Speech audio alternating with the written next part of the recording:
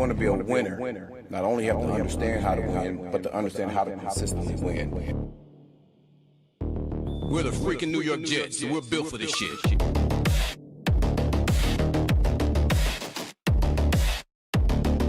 That's our brand of football.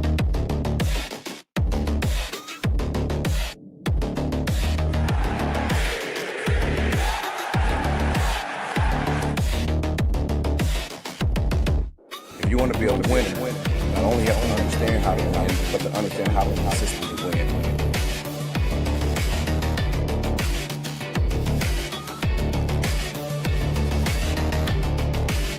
We're the freaking New York Jets, so we're built for this shit. That's our brand of football.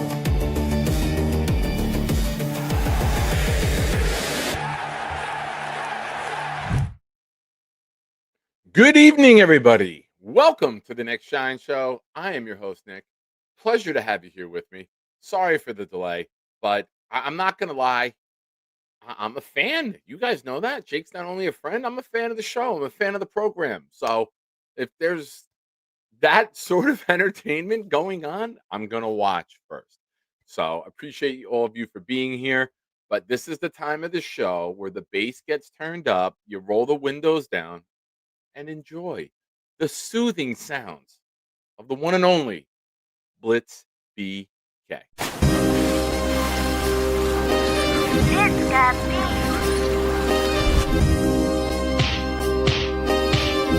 Gentry covered in football! Any day, any night, we all shine, bro. First class shine time, the Nick Shine Show. Anytime on YouTube, if you don't know, the Nick Shine Show, the Nick Shine Show. Dim the lights, but it's still bright as Nick time. Day or night, this is his prime, it's Nick Shine. Proud fan, well defined, to get in line. Toe to toe with any show, he only got 9. The best show on YouTube, bro, is easy. We talk Jets all day, please believe me. Subscribe, you just gotta click the family. We not a click in 3D. You can see a beautiful DP. We see through the fake teams and the tea leaves. So we pray for a coach and a QB and hope that we close to the top in the new league. A toast to the host with the most, Nicky. Who, me? Any day, any night, we all shine, bro. First class shine time, the Nick Shine Show. Anytime on YouTube, if you don't know, the Nick Shine Show, the Nick Shine Show. Fantastic. Fantastic indeed, everyone. Sorry, I'm texting Jake some funny shit. I hope you sorry, buddy, if you're watching. I'm sorry. It's good talk. It's good talk, Jake. I promise. Ladies and gentlemen, welcome to the Nick Shine Show. We are in a new time slot. For those of you that don't know, I got shifted to the days at work, 8:30 to 5, Monday to Friday, Tuesdays, Thursdays, 7 o'clock, or after Jake, of course. Sunday night, Shine Time, 8 p.m. But here's what we got going. Tonight, it's me, solo, one-on-one. Hope you enjoyed the program. Tomorrow night, 9 p.m., I will be joined by Dylan Terraman, and we will go through episode 2 of our mock draft series. The first time, we did dueling mocks. This time, we're going to do alternating in the same mock. So, I hope you enjoy. Sunday night, Gunny will be here, 8 p.m. Next Tuesday, 7 p.m. Massive show. Biggest show I put on every year. Many great guests are lined up. People are going to stop in throughout the program. Make sure you're here. It's the 3-year sober celebration. It's my favorite show of the year. It's my favorite day of the year. So I want to spend that night with this community. This is my therapy. This is where I go to feel better about life. This is where I go to unwind. This is where I go for peace. So there's no other place in the world I'd rather be right here than with you guys on Tuesday night next week. So set your reminders on your Apple Watches or your calendar, your refrigerator, your phone. Put a little Post-it note next to your VCR. If you're beast, whatever it takes, make sure you're here. That's the programming we have coming up. Again, we are over 2,100 subscribers. Thank you, everybody. And since It's the Nick Shine Show, and I make the rules. Reminder, all raffle entries are doubled through Tuesday night's raffle. What's the raffle, you ask? Well, let me tell you, folks. Winner's choice. You pick the prize, mini helmet, autograph jersey, autograph photo. You pick the player. Your choice. Got to be in it to win it. Thank you to everyone who has entered and everyone who will enter. That's what she said. Now, folks, I hate to say it because I feel like whenever I put like a positive thing out there, the world turns. But the New York Jets are making smart moves. Granted, it might be a little bit of a no brainer, but I love what they did today. And listen, if I'm going to critique them, I got to be fair, right? I got to say when they do something good.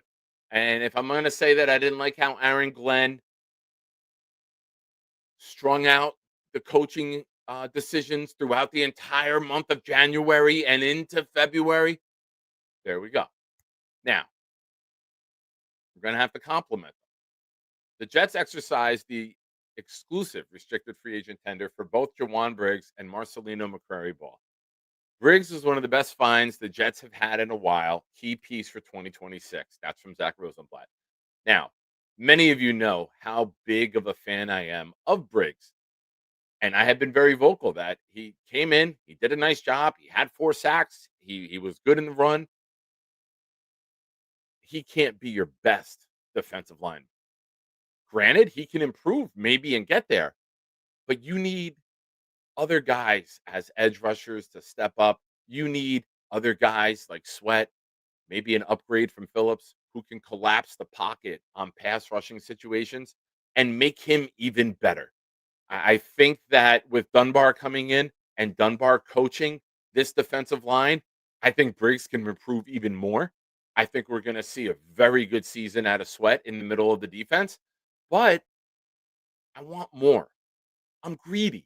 I coach my nephew in 3rd grade basketball, and I tell him, be greedy. Don't settle for a 12-foot jump shot. Ball fake, go around the kid. Get the easier shot, get to the line. Be greedy. That's how I want to be with this defense. There's not enough pieces. There's not enough talent. Add more. Add more. And now, guys who were playing a big role in 25, like Briggs, can be a role player. And when you have role players with the talent and the efficiency rate that Briggs had, that's how you get a top-rated defense. Keep adding to this defense. Keep adding around Briggs. He's a very nice piece, but he is not a centerpiece. If he improves and he gets to that, awesome. Awesome. It's only going to make us better. But you got to get blue chip players and blue chip talent and add them around him. Arvell Reese as an edge would be nice. CJ Allen in middle linebacker would be nice. Caleb Banks or Woods or McDonald as another 3-4 defensive end would be really nice. Let's stack the talent so the opposing teams have to pick and choose who to block. When was the last time they had that? It's been Quinnen. Occasionally Jermaine. Occasionally Will. Other than that, who's it? JFM a couple years ago? Huff? It's been far and few between. I want to send out a D-line like the Giants did in 07 when they were able to just send 4 guys and get home time and time again, and that's how they were able to win a Super Bowl. That defensive line got hot. Who was that defensive line? It was Strahan, the first one. Umanora.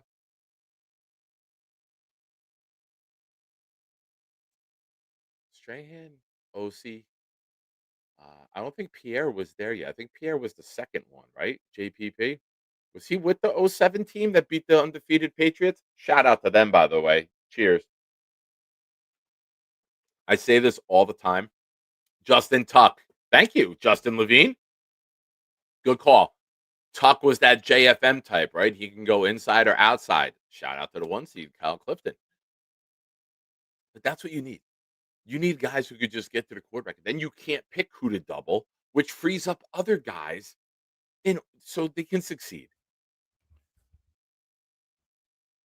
It's nice to blitz. Kiwanuku, thank you, big fella. That's why you're my twin. That's Kiwanuku. That was the other one I was trying to think of. Appreciate you guys. Thank you in the chat. Yeah, that was an impressive pass rush. It's fun to blitz. It's fun to overwhelm the offense. It's even more fun when you can drop 7 into coverage and still get home with ease. It's nice to have a dominant front.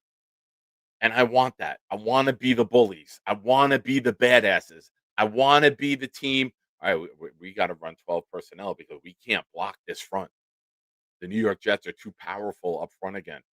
They were down for so long, but they figured out the way to win is to have a dominant front and to go put their investments into the offensive line. Control the trenches. When you can succeed in the trenches, you greatly increase your chances of winning the game. Very rarely do you see a team get dominated in the trenches on both sides of the ball and lose. That's where it is. That's where games are decided. Scott, I like this. I'll take that. That's a good nickname. D-line shine. I like that. Thank you. Folks, hit the like button. We got over 50 of you in here. Subscribe to the channel if you have not already. Again, raffle entries doubled. Next Tuesday, big show. When I say big, big. Too big to even put on screen. That's what she said. 60 of you here now. Thank you. Yes. Hit the like button. Subscribe. Raffle entries, $5 super chats and up. Gifted memberships. All raffle entries are doubled. You'll be on the wheel next Tuesday night. Winner's choice. Winner's choice. How awesome is that? Mini helmet, autograph jersey, autograph photo. You pick the player. You pick the prize. Out the door to you. Also, as a fan of the Jake Asman Show, congratulations to Leanie. We love Leanie. Leanie's the best. Leanie's a friend. She's got some stuff going on and wasn't able to really do what she wanted to do, but we love Leanie. Her birthday's tomorrow, so great present, and thank you to everyone for showing my friend all the love today, Leanie. So, Leanie, we wish you well if you're watching. Happy birthday, Mimi Leanie. MC Mays, I lost weight. What the fuck? Thin, bro. Very thin. This is fucking super thin. What are we doing? Now, you can have the trenches. You can have the pass rush. You can have the offensive line. And you can be a 500 team.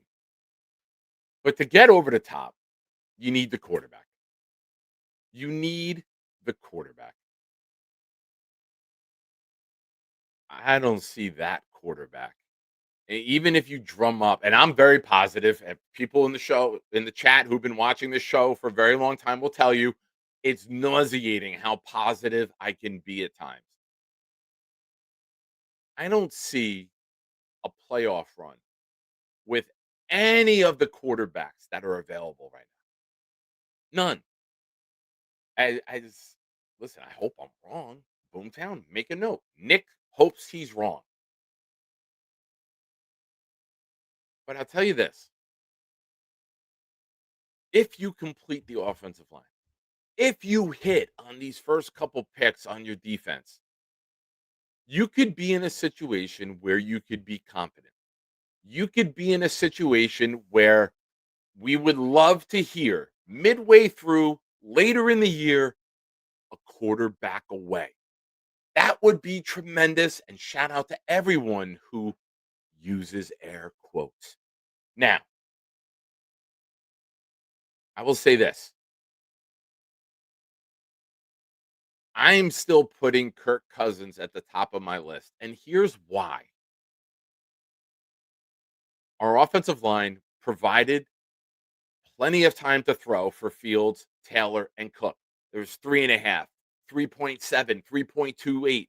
There was plenty of weeks we saw we were at the top of the league with time to throw. Kirk Cousins can throw from a clean pocket. Kirk Cousins will force feed the ball to his stars. Go look at the receivers that Cousins has had throughout his career. You got Mason Taylor. It would be tremendous trajectory for Mason Taylor to have Kirk Cousins.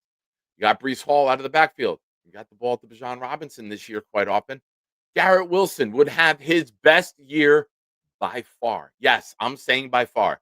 17 games with Kirk and Garrett together would be Garrett's best season. You can get a true read on what the system would be. You can utilize play action. And here's the best part. We wouldn't be out of a game very often. Cousins has shown the ability to drive, get down the field, put points up. How many times do you see the Jets go down 10-0 and you go, this one's over. We're not going to come back. We can't score. We would be in the game to the end. Sign me up for that in 26. And then you have all the assets to go bring in the final piece of the puzzle, which would be the 27 rookie.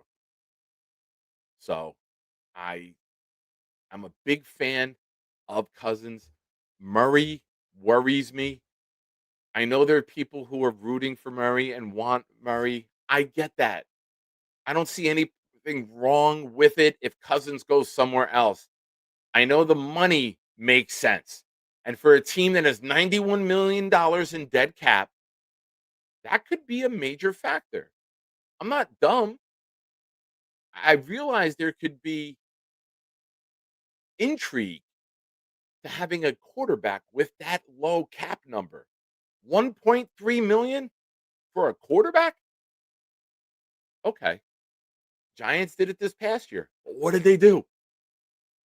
Still went out and got Jameis Winston, right? They signed him 2 years, $12 million. Makes sense.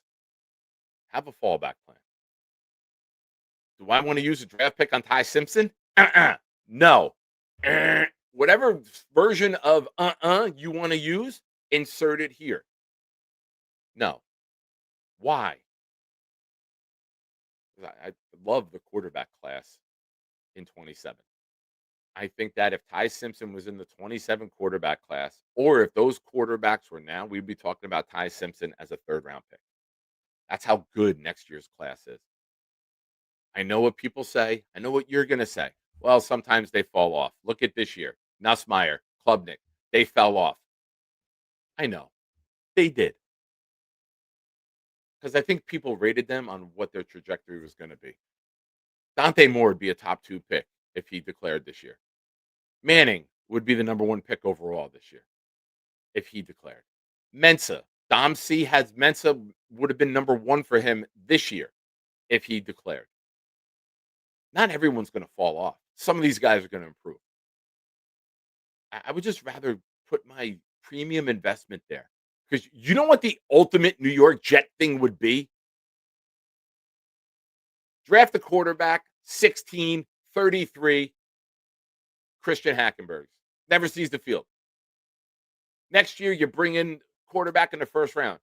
And you can already hear people screaming it in the chat and super chatting it to shows. Why did we waste a first-round pick on a quarterback that we never wanted to play? Why did we waste a premium pick when we have so many needs on this roster? You know what? They're right. Build the rest of the team and then introduce a quarterback with the possibility of succeeding. Ladies and gentlemen, Jake Asman gifted a membership, and Jake Asman went to Dirty Cooch Media. Also, Jake says, David D, missed your super chat with Dylan earlier. My fault. We'll hit on it tomorrow and got your raffle entries accounted for. Very nice. Very nice. David, very nice. Black Gypsy, Shine. Cousins has passed on us twice in his career. He doesn't want to come here. Black Gypsy. Last year, I was leader in the clubhouse asking for Justin Fields. The night of the Jacksonville game. I argued on this channel with Bonesy, Jake, and Neil for an hour about why you don't keep Rodgers, why you go to Fields, why you go with a mobile quarterback. I was right on all of it. Maybe, just maybe, I'm using my superpowers for good. Maybe there's more layers to this sexy ass looking onion than you were aware, my friend.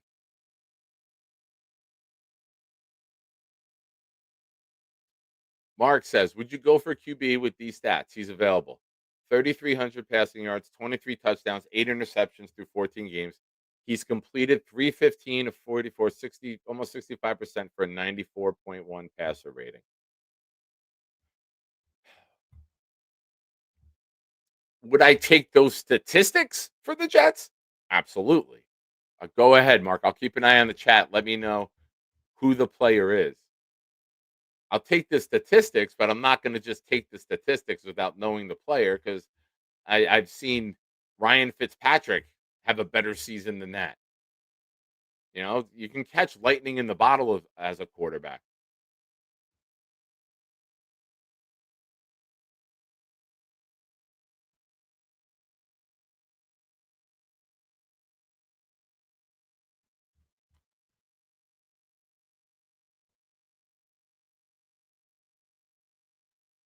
Wait, is it right to move off of Rodgers for Fields? No, but I'm saying last year, after the Jacksonville game last December in 24, not the 25 season, in 24, also 69 of you here watching right now. Thank you. That was the argument you, me, Jake, and Neil had. And I was saying you let Rodgers go. I was right about my prediction of what the Jets would do, is what I'm saying. Not that it was the right move. We, the people watching the show. Nick also guaranteed the Jets would win more than 5 games last season, multiple times. This is true. This is true. I did do that. If I was coaching the team, we would have.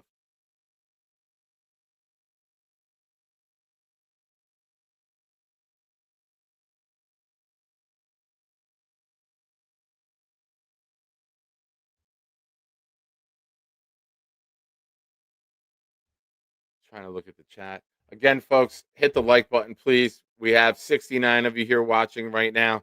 Subscribe to the channel if you've not already. We got free agency coming up. Tomorrow night, Dylan Terraman and I, 9 o'clock on this channel right here. We're going to do an alternating mock. We're going to share a mock draft together. We're also going to present 2 realistic options that the Jets have signed in free agency before the mock to give you a big picture of what the offseason may look like. With Dylan as the guest, I've given him option to choose 2 players first, and then I will choose 2 as well. We'll present those to you, and then we'll kick off the mock draft.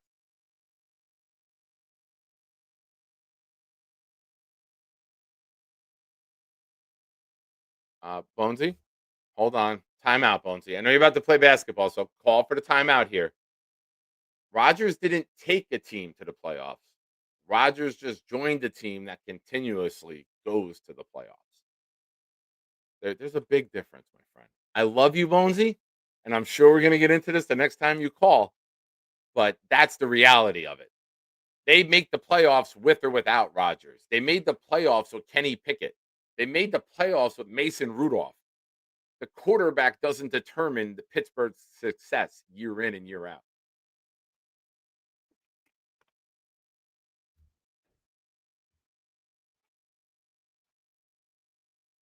But if I had to rank the quarterback situation here, let's do that. Based off of the contract and the ability to come here with playing time and be a starter or battle for starter, I think Kyler Murray would be at the top of the Jets list. You have to make the phone call, right? You have to show interest. You know, I think Gypsy said it before in the chat that Cousins, or if someone else, if I'm wrong on who said it, correct me. That the Cousins has burned the Jets twice. I agree. I've said that many times that will the Johnsons even go to the table with Kirk Cousins, knowing that in 2018 they were all in on him and he just used the Jets to jack the price up for Minnesota. And then he went there. I wanted Quentin Nelson and Kirk Cousins in the 2018 free agency and draft. That was my dream team. Nelson and Cousins. We got neither. We got neither. Oh, Mark. Oh, yeah. If you're saying Brissett, yes. Brissett, I would take pick 170. What do we have? 178. I got to update this. But we have 178. 175 is now 133, I believe. But yes, I would take Brissett. I'll call Arizona in a heartbeat. And I would take Jacoby Brissett. If they're willing to trade him, absolutely 100%. I would love to have Brissett. If we're factoring in trades, Brissett is number one. I was just speaking about free agents. But if you get me Jacoby Brissett, I'll be ecstatic. I think that's the best overall. You get competent play. You get a guy who protects the ball. You have a guy who's been in multiple systems. I think that is the best fit for the 2026 Jets. Beyond that, but I would take Brissett. Yes. Agree. Murray has a lot of similarities to Zach Wilson in the fact that they'll dip, dive, duck, shout out to dodgeball, and get out of the pocket and move around. I don't want that type of play. I would rather have precision passing from the pocket, hit Garrett Wilson on time. We've yet to really see what Garrett Wilson can do getting the ball in space on time. Even when we had Rodgers used so many quick passes that you didn't get to see what Garrett could really do downfield. I want to see Garrett catching the ball beyond the linebackers, having to make one move and make the safety miss. None of this screen passes like he's Calvin Johnson or Andre Johnson or Anquan Bolden.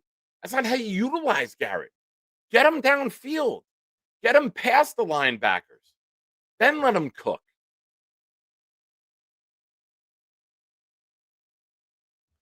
JD says, Cards getting Willis. Yeah, that's my pick.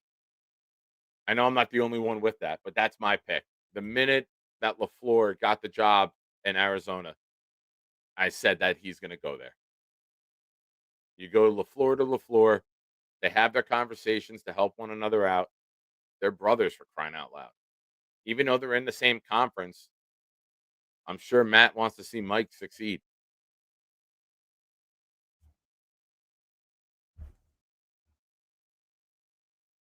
But folks, appreciate you being here. Hit the like button. Subscribe to the channel. New time frame for the Nick Shine Show. I am no longer working 2:30 to 11, working 8:30 to 5. You're going to have shows during the week, 7 o'clock or so.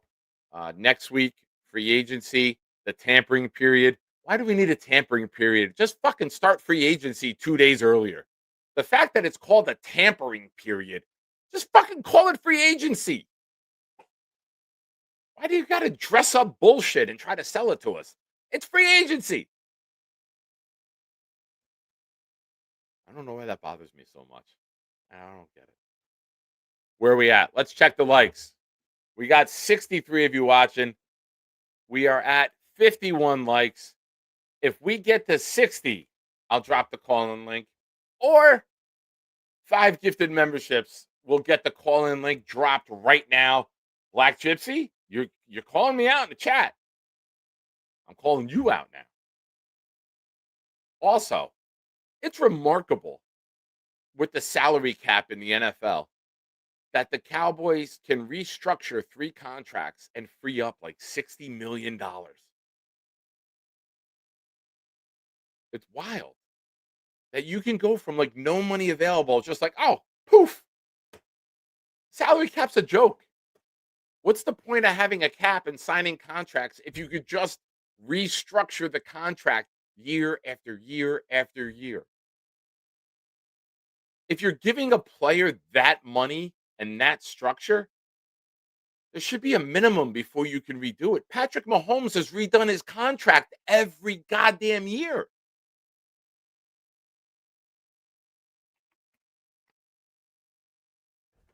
It's wild. Like, it's the salary cap is a myth. Many people say it. No one understands it.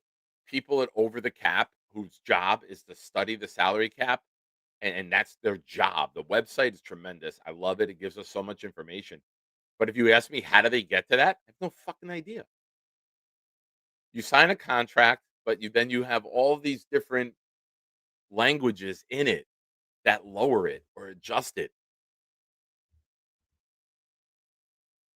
Jalen Hurts signed a $55 million a year deal, and his first year was $6 million cap hit. All right, why don't you pay everybody that money?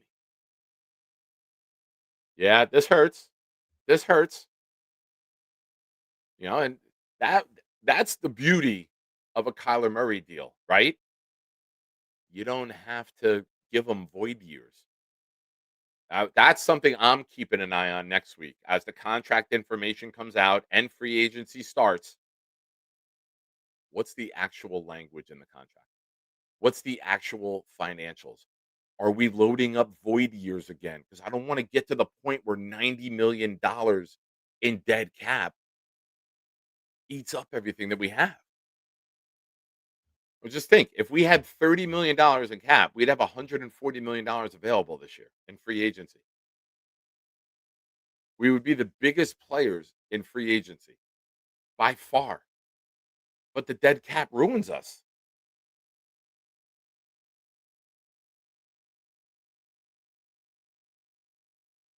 David, I'm sure when you move on from Montgomery, you can work with Goff, I'm sure, and open up some more money. The quarterbacks with this massive money. All right, what are we going to do? We're going to pay him 35 million on the cap, not be able to add players, or do we just give him a $25 million bonus now instead of the game checks in 7 months and work it that way?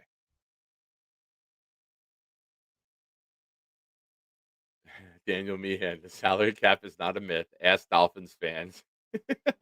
All right. Well, Daniel, you're our resident Dolphin fan. Is the salary cap a myth? But to be fair, you're releasing the players. You're not extending them and kicking the can down the road. If you were to extend Tyreek Hill or restructure the contract, as many teams do, now you're opening up cap dollars, but you're kicking the can down the road.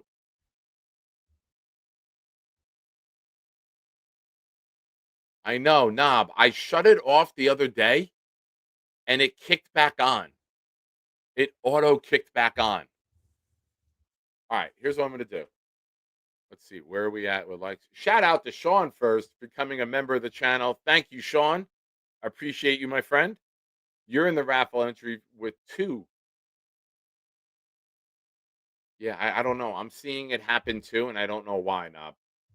But I'll play a video. Are we at 60 likes yet? We're at 55. We get 5 more likes, we'll drop it.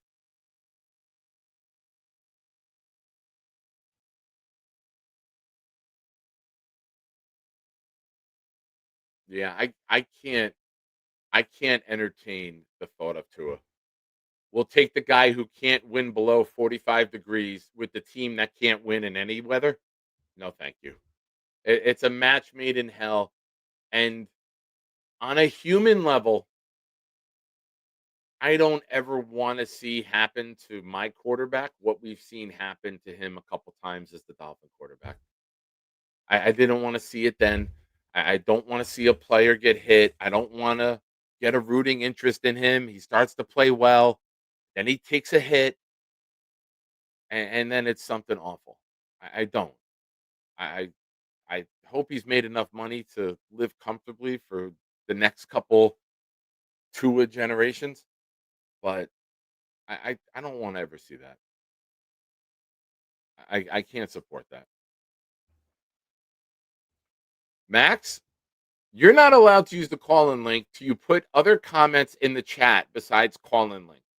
Participate in the chat. I'm dangling it right now. We need 4 more memberships, and we will drop the call-in link. Tom A says, if we sign Tua, check me into a mental asylum. I man,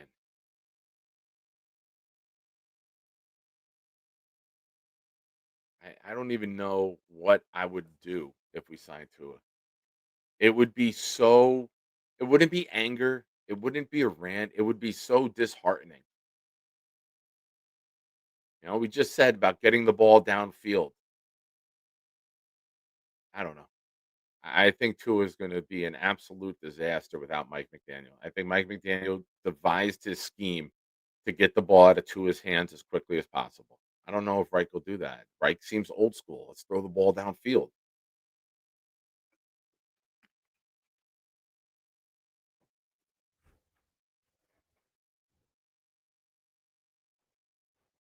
Jerome's Tua. Yeah.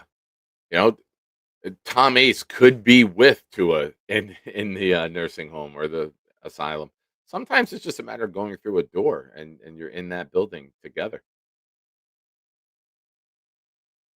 Yeah, and listen, and I don't think any of you putting the comments in about Tua is to degrade. I think it's just a matter of reality. With what we've seen on the field, and we saw his body clench up, it only gets worse as you go on from concussion to concussion. To coach and Pop Warner, you got to do concussion protocol on how to diagnose and then what it takes to get a player cleared, and all of the fact that we know we know.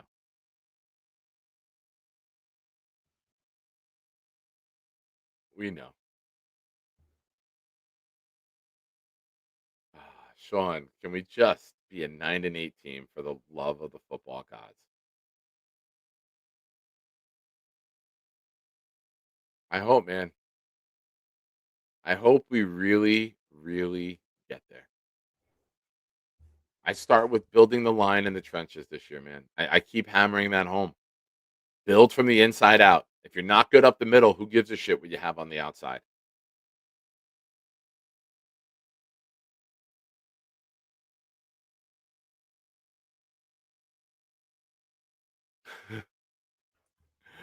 Black Gypsy said, no, we cannot. All right, folks.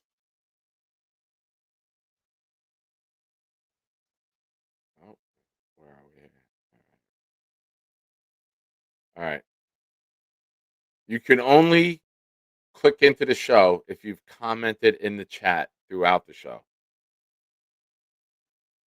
I'm going to play a video. I'm going to adjust my camera here. I'll be right back. I'm Lane.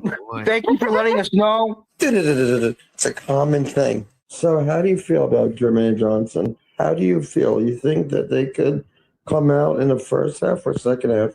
Will they masturbate in the first half or second half? I don't know. I would have to think about how they feel about it going into be a lot of semen, but I hope the fans don't get grossed out if that happens during the first half of the game.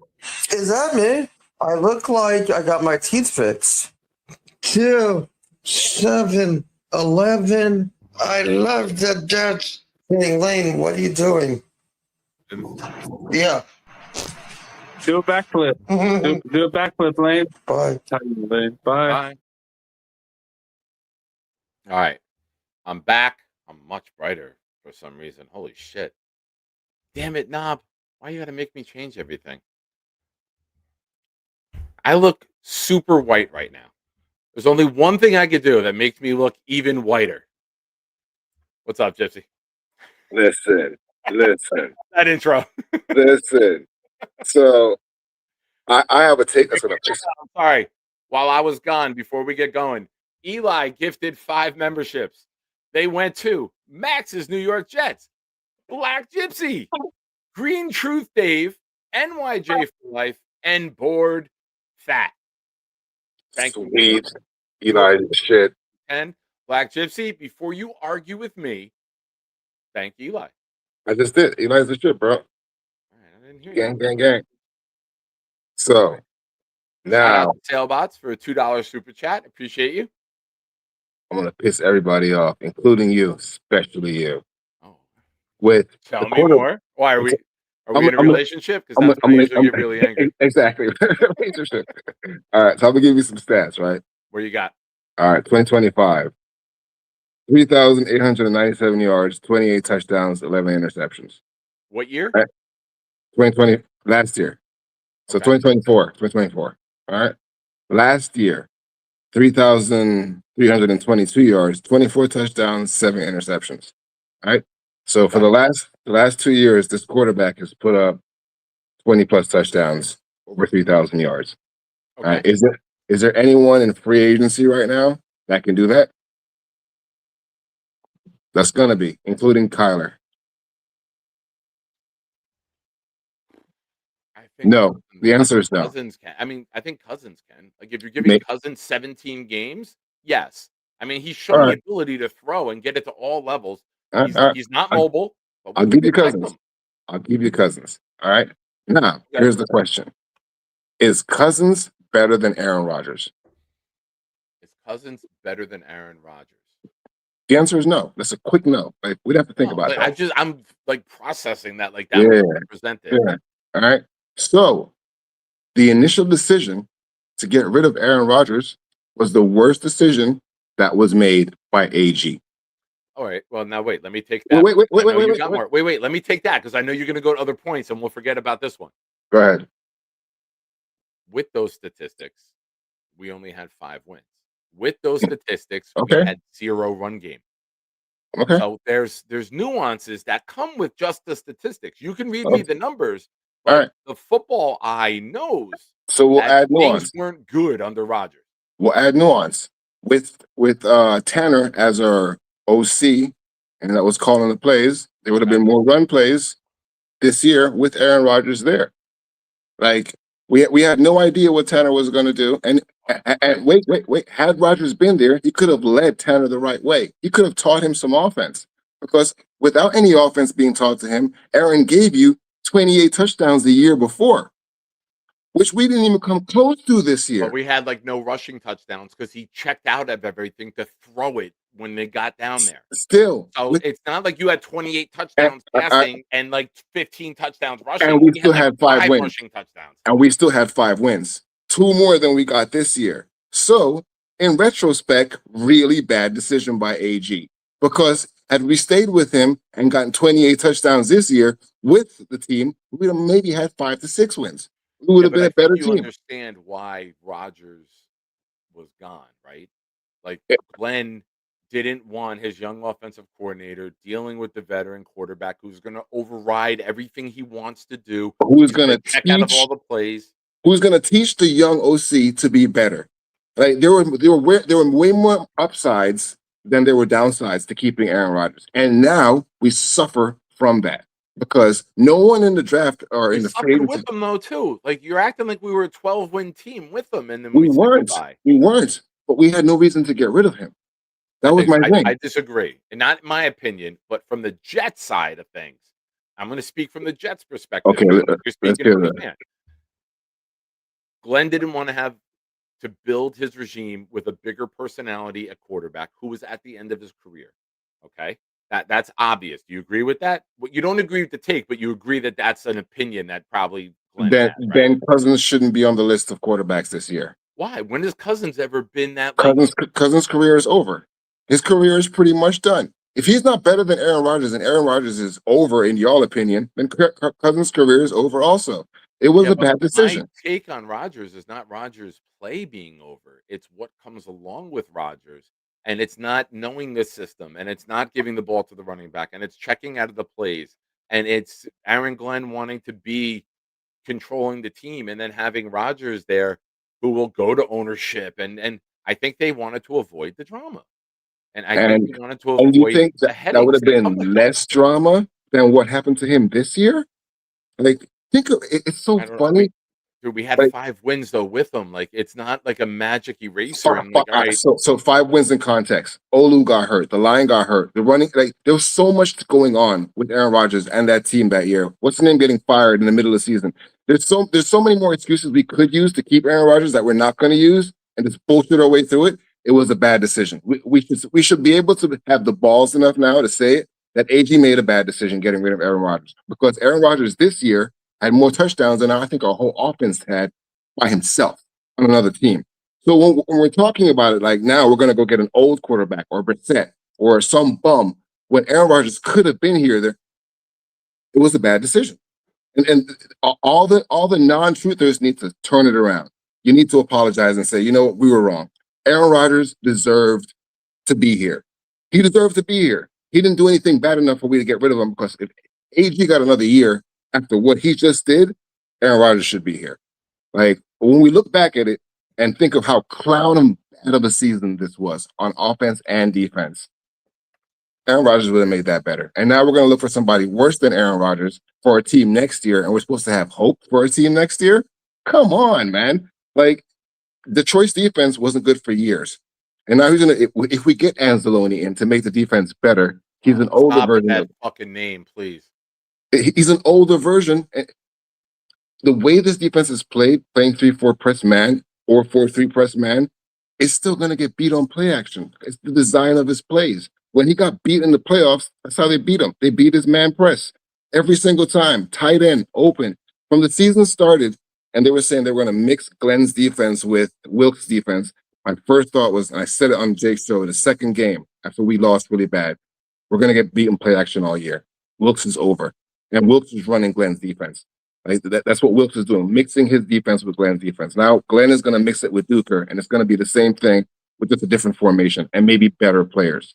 We're gonna have to see a lot of either 4-2 or 3-3, because you're gonna be in a nickel majority of the time too. We're not even gonna be like a base 3-4 often. Like maybe rundowns you're gonna have it. Like you're gonna have to play different variations of the 3-4, because most teams, your starting defense is a nickel.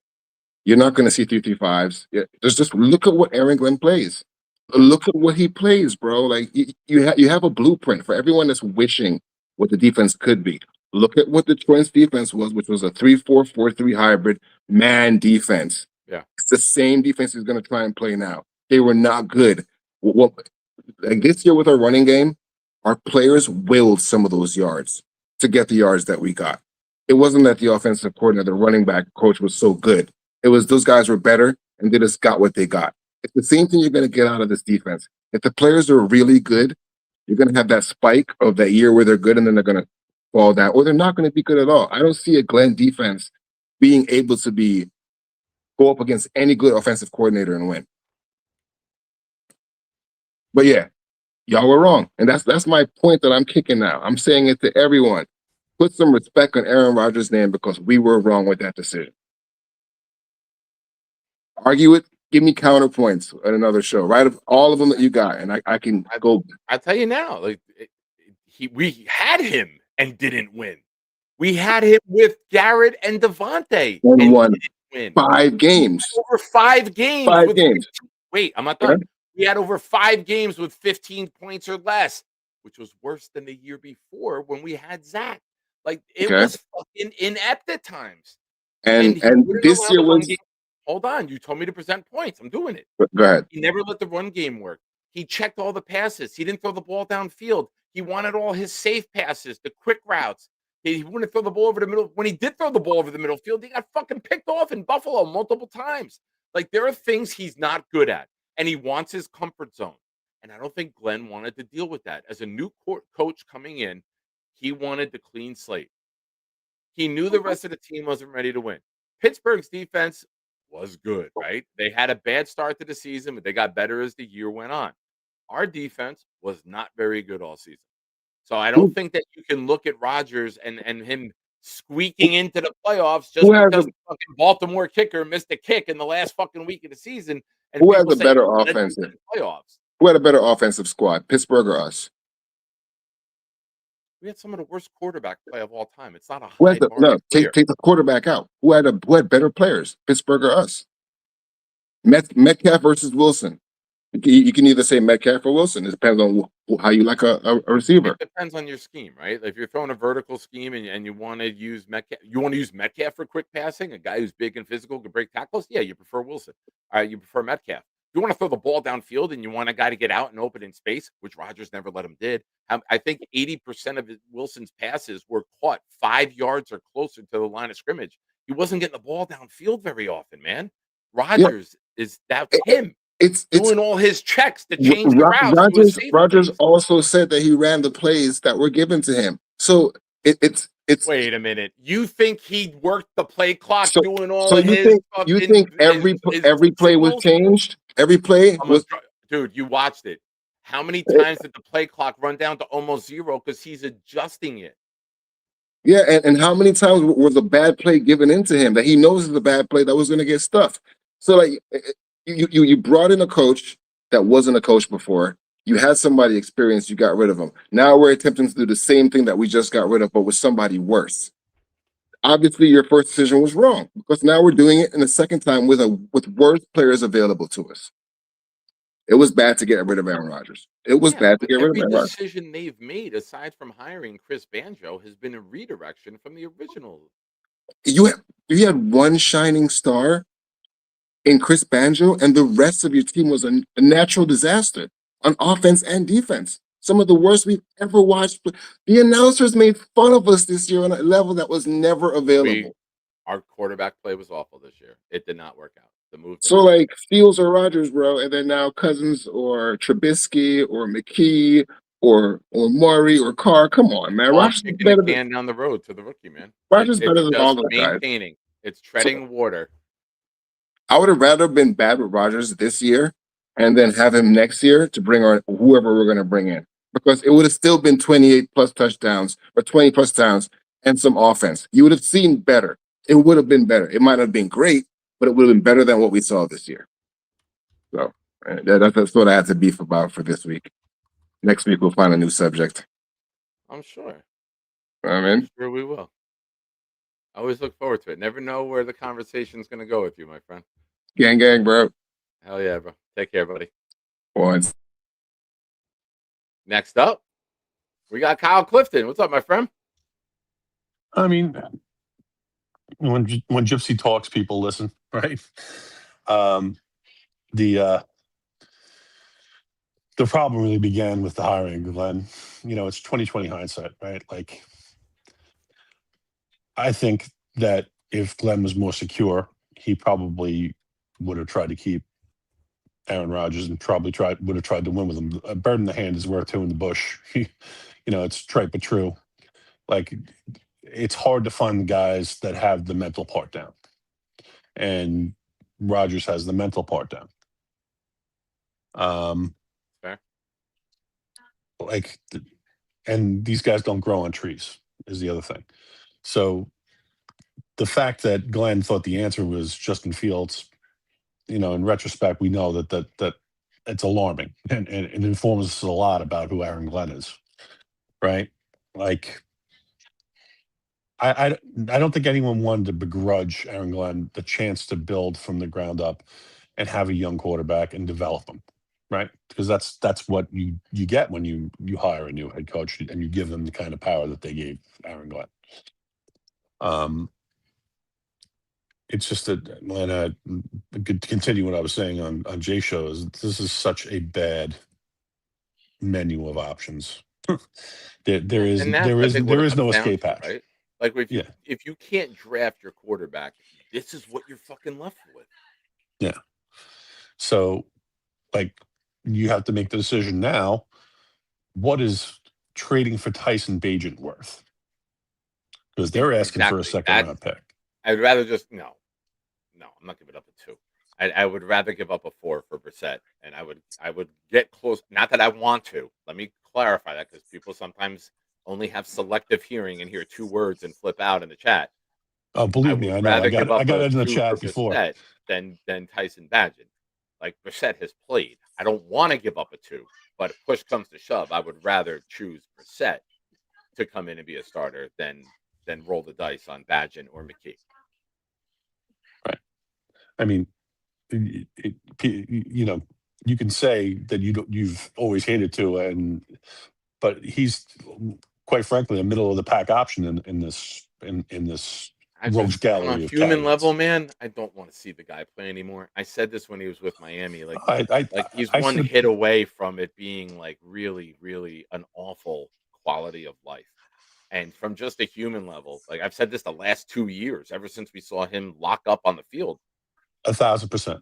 I'm with you, but that's not really our decision to make. Well, it's our decision to make to bring him in, but if he wants to play, someone's going to give him that opportunity.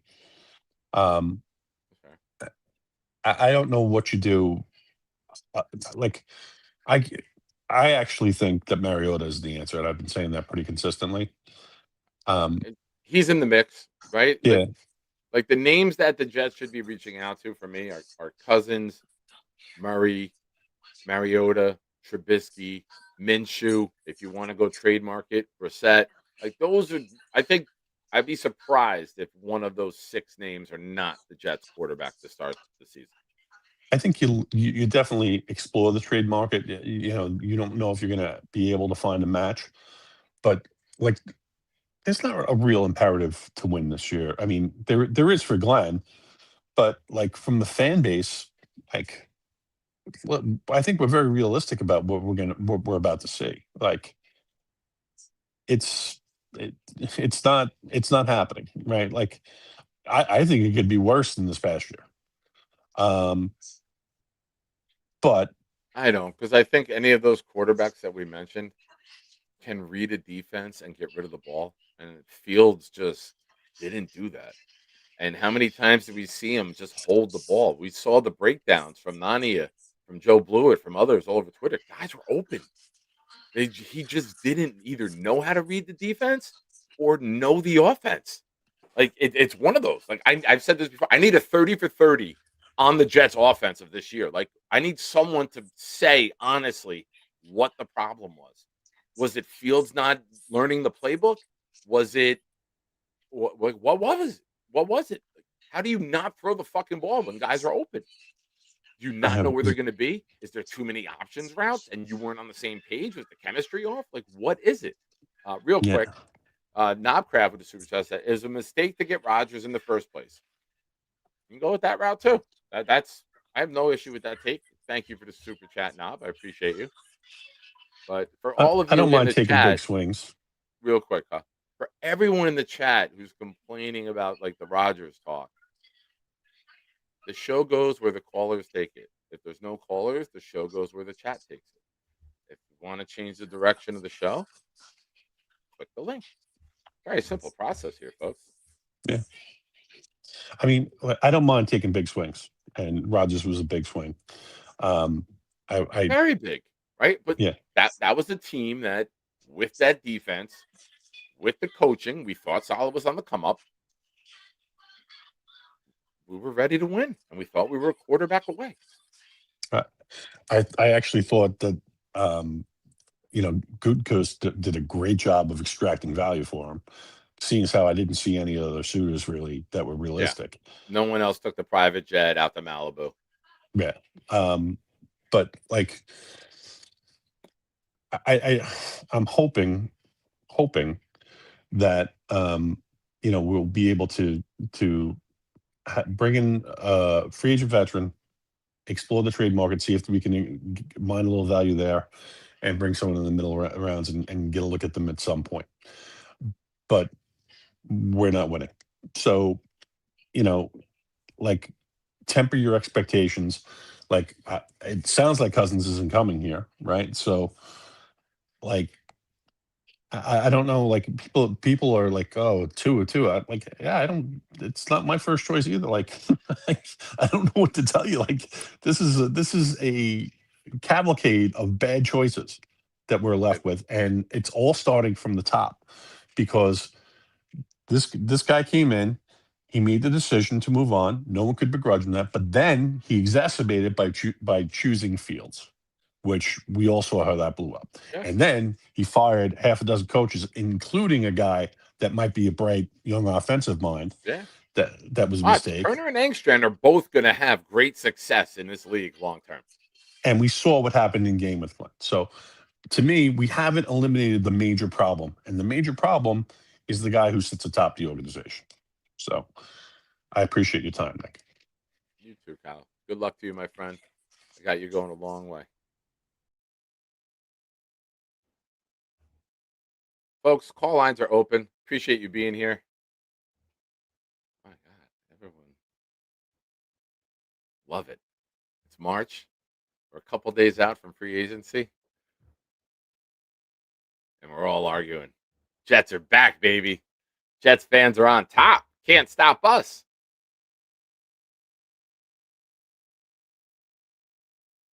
All right, this thing, I feel like I am glowing right now with how bright I am. All right, let me drop a quick video. I'll adjust this one more time. Let's see.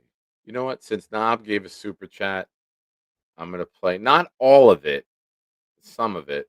Where did it go?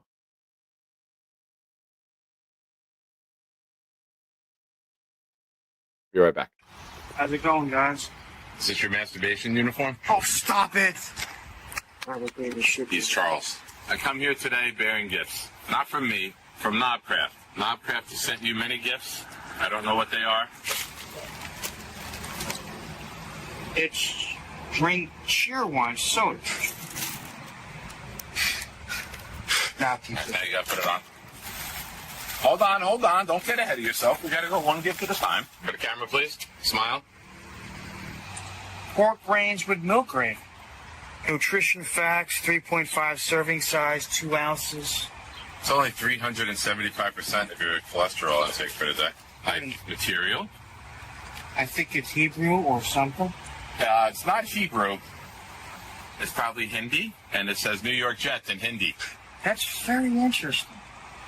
Very interesting. I like that. Here we go. Let's get you in your uniform. Hold on. Oh my God. What are these? Large size condoms. The thinnest Magnum condom. So I got fucking. That's gonna be my screensaver. And I got dots. I love me some dots, man. They're one of my favorite candies since childhood. Fortunately, the only negative I can say, they get stuck to your teeth sometimes. They do.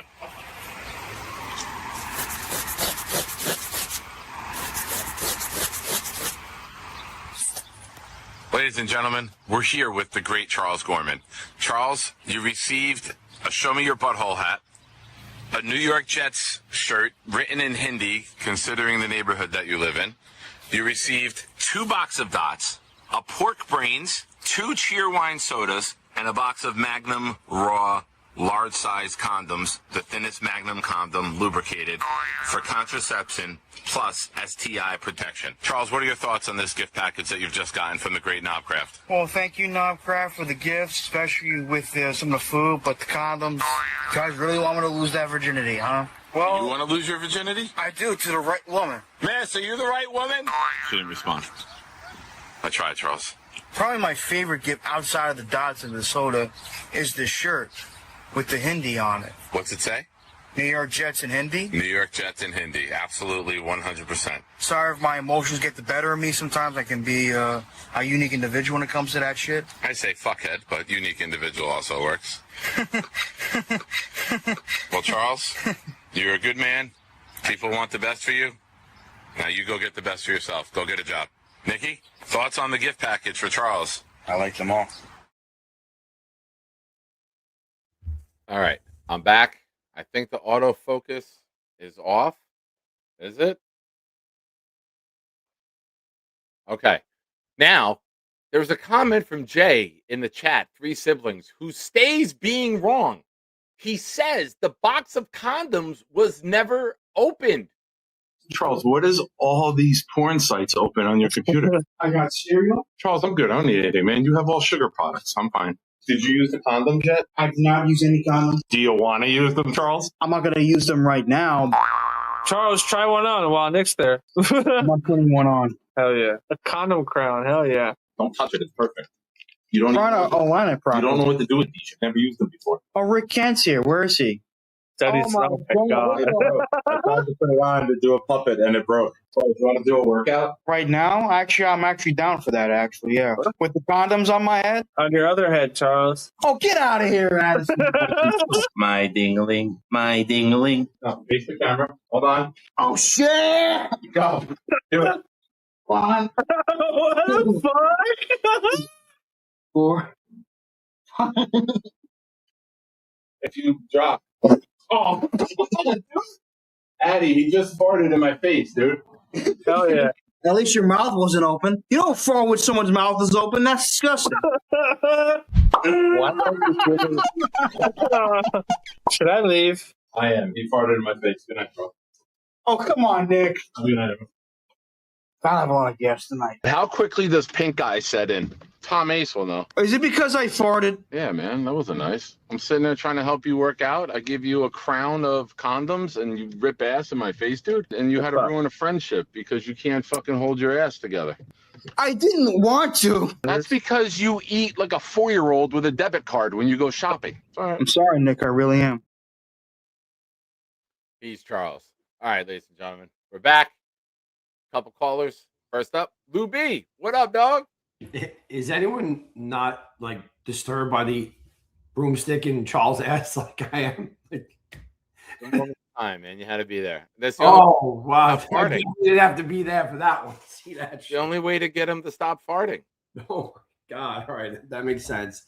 So Also, the shirt that he thought said New York Jets in Hindi, the apartment building that he lives in is 95% Hindu. where does he live? In Island, in the town that I grew up in. It's part of Woodbridge. Awesome. Gotcha. It said "I eat ass" in Hindi, and he was wearing that shirt around his fucking apartment building, and he thought it said New York Jets. God, you guys are this guy. He's crazy. It's But, knob, all knob, nobody else, just knob. I was thinking. Oh, in case you wanted the 10-second version of it. Oh, At least your mouth wasn't open. Should I leave? How quickly does pink eye set in? wow. Yeah, because that had to be cut down too. Oh, amazing. We needed to see that. I was thinking that. Wait till you meet Charles. You Yeah, wish that his butt was plugged at that time. When's wish the next that- event that everyone's going to? I mean, obviously, I'm going to the draft, doing the party with Jake. We're doing Oh, yeah. a draft party at McFadden's on Thursday, starting at 12. That's going to be great. We have to talk about what you're doing on Saturday. Obviously, we need to catch We up. do have to talk about it. We'll catch up on that. And then just thinking about Jacoby Brissett, man, like the fact that Frank knows him and they know each other. Yeah. That just to me seems like they could get right off to the races, and that's what we need. We don't need anyone learning new systems and like warming up to shit. Like, let's go right now, right off the bat. What are you reading? over there? I think that the familiarity is big, especially in football coaching with the quarterback. You know, if you have a talent at wide receiver or offensive line, like, you can just make it work. But you got to have the quarterback. And when you have that familiarity and you know the verbiage of the offense and you know the ideology behind it, it makes the learning and the transition period so much easier. You know, and if you have that and you come out, all right, remember when we did this? This is what we're going to do here. Remember that time we did this? Like, it makes it so much quicker for them to be a cohesive pair because the play caller and the quarterback, man, are got to be like this on the same page. Yeah, the fact that they know each other, I think, means a lot for us. We don't need to see anyone learning again and shit like that. The next thing is Tua on my list. So when anything happens with the Jets, like I get it. It could be the smallest thing. I get 50 texts about it. Could you imagine the text that the Jets killed Tua? Oh my God, that would be. Don't even say it, man. That's why I do not want him here. So if anyone can learn from me last year, I talked about Fields for 2 months and it happened. Learn from me. Don't even say the T word. He just should not be on the team because if something happens to him, it's actually will get. Oh, he made it through this team, made it through that team, comes here, and I can't deal with that on a Sunday morning getting texts like that. The next thing I just wanted to say is Breece Hall.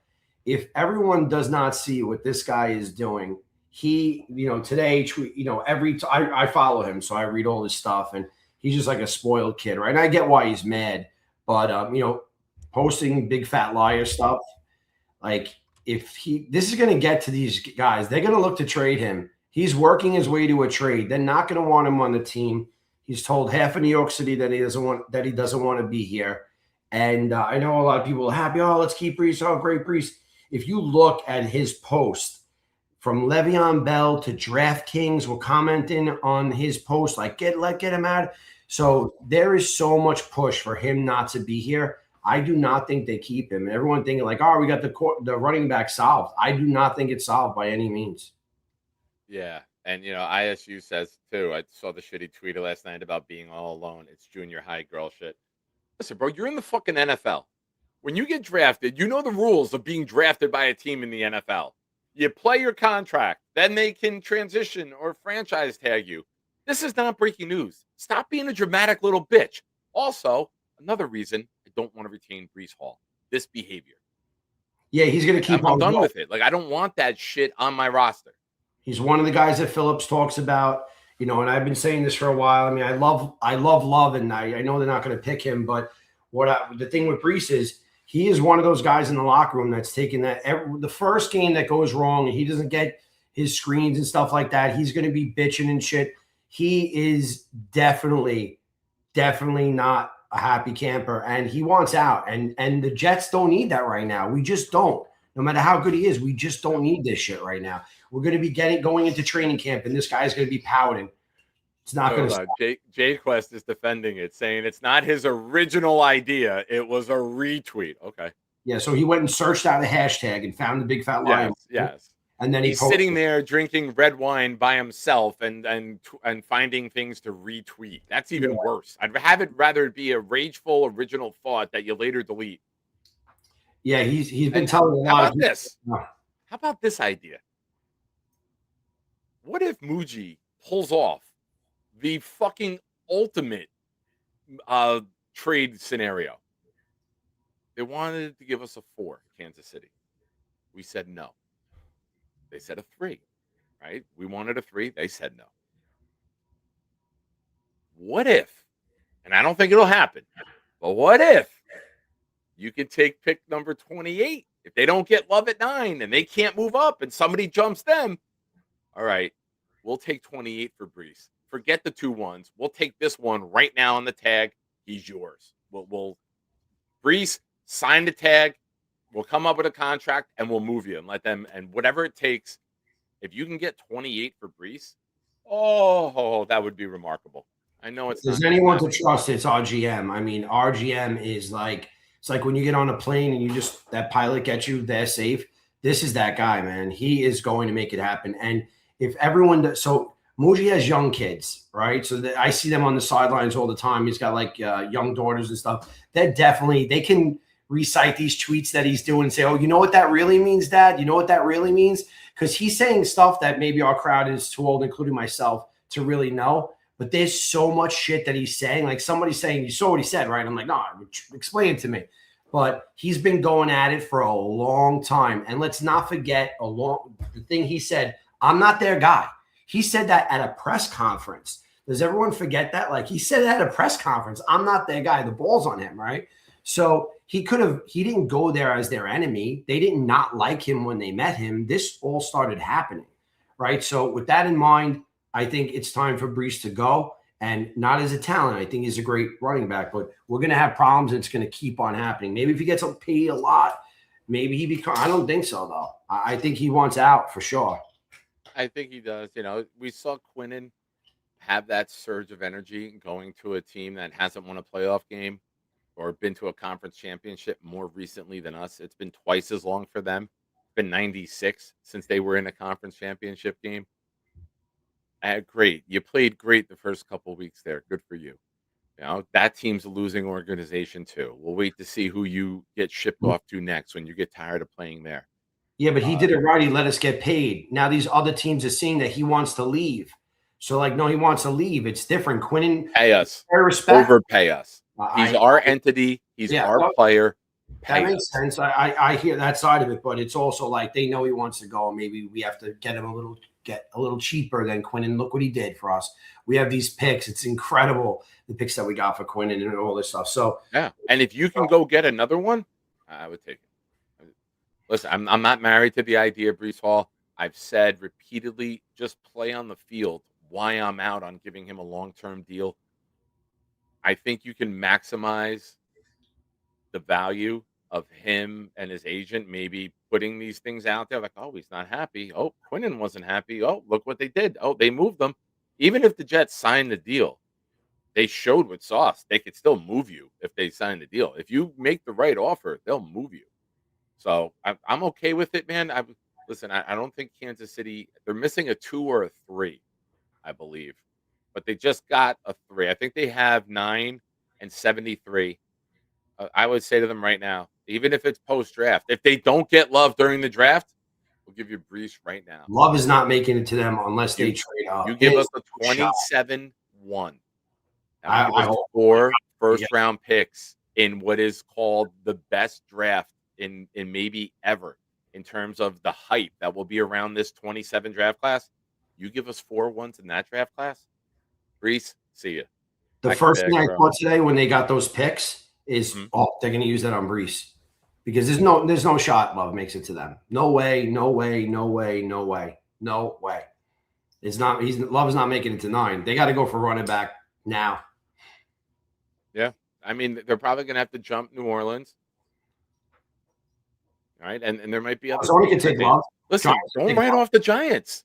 Yeah, don't write off the Giants taking Love to have Love, Neighbors. That's my biggest fear. That's my big. I do not. Why would you fear anything the Giants do? I want to tell you why. Because I have a lot of friends that are Giant fans who I happen to hate because they're Giant.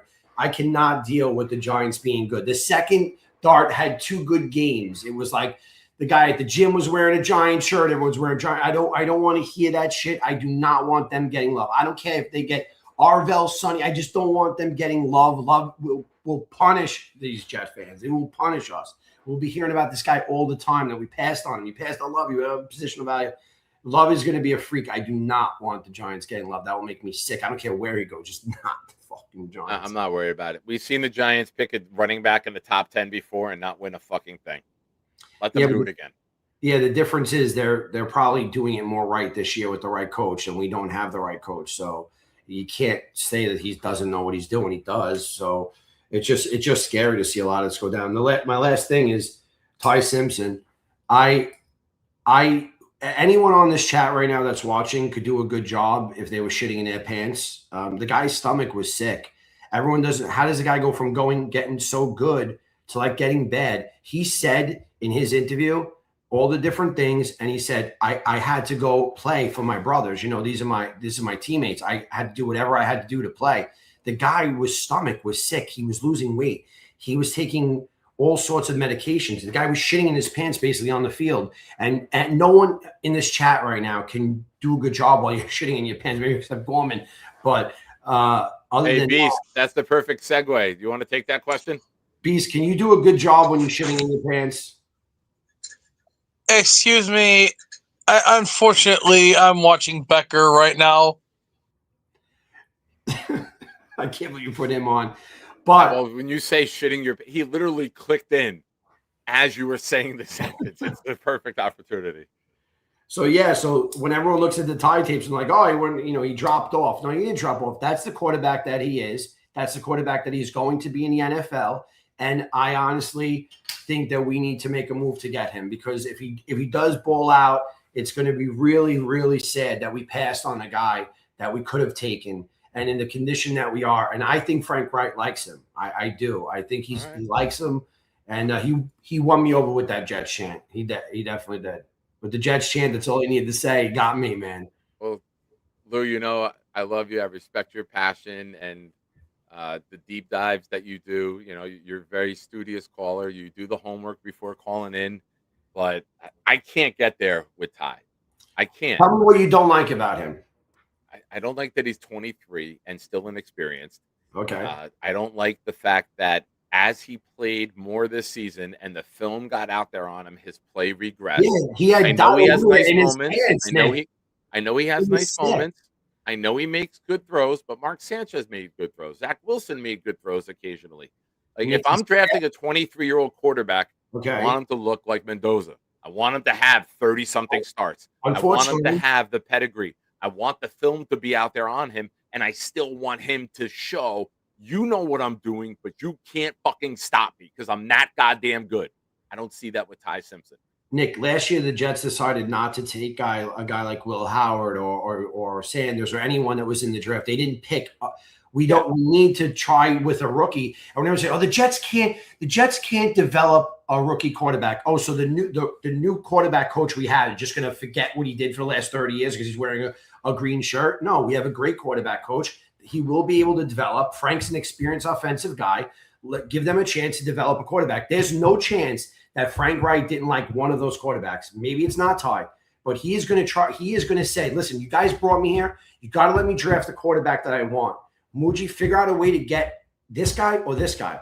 They are going to look to develop a quarterback. It's going to be somebody. That guy didn't come to the team to be like, oh, I'm just going to pick up some old veteran, right? So something is going to happen here. And I do think they're going to make a move. And we have a GM that if you give him a target, that guy's like a stealth bomber, man. He's going to go and get it. Jay Quest saying you got him pumped up for the All right, Jay Quest. Jay Quest, come to a game with me. Me and Nick were at the game when we saw Tyreek Hill's legs. I just referenced that today. Now, a guy at work, I was talking football with them, and I was like, I was at that game and saw the leg.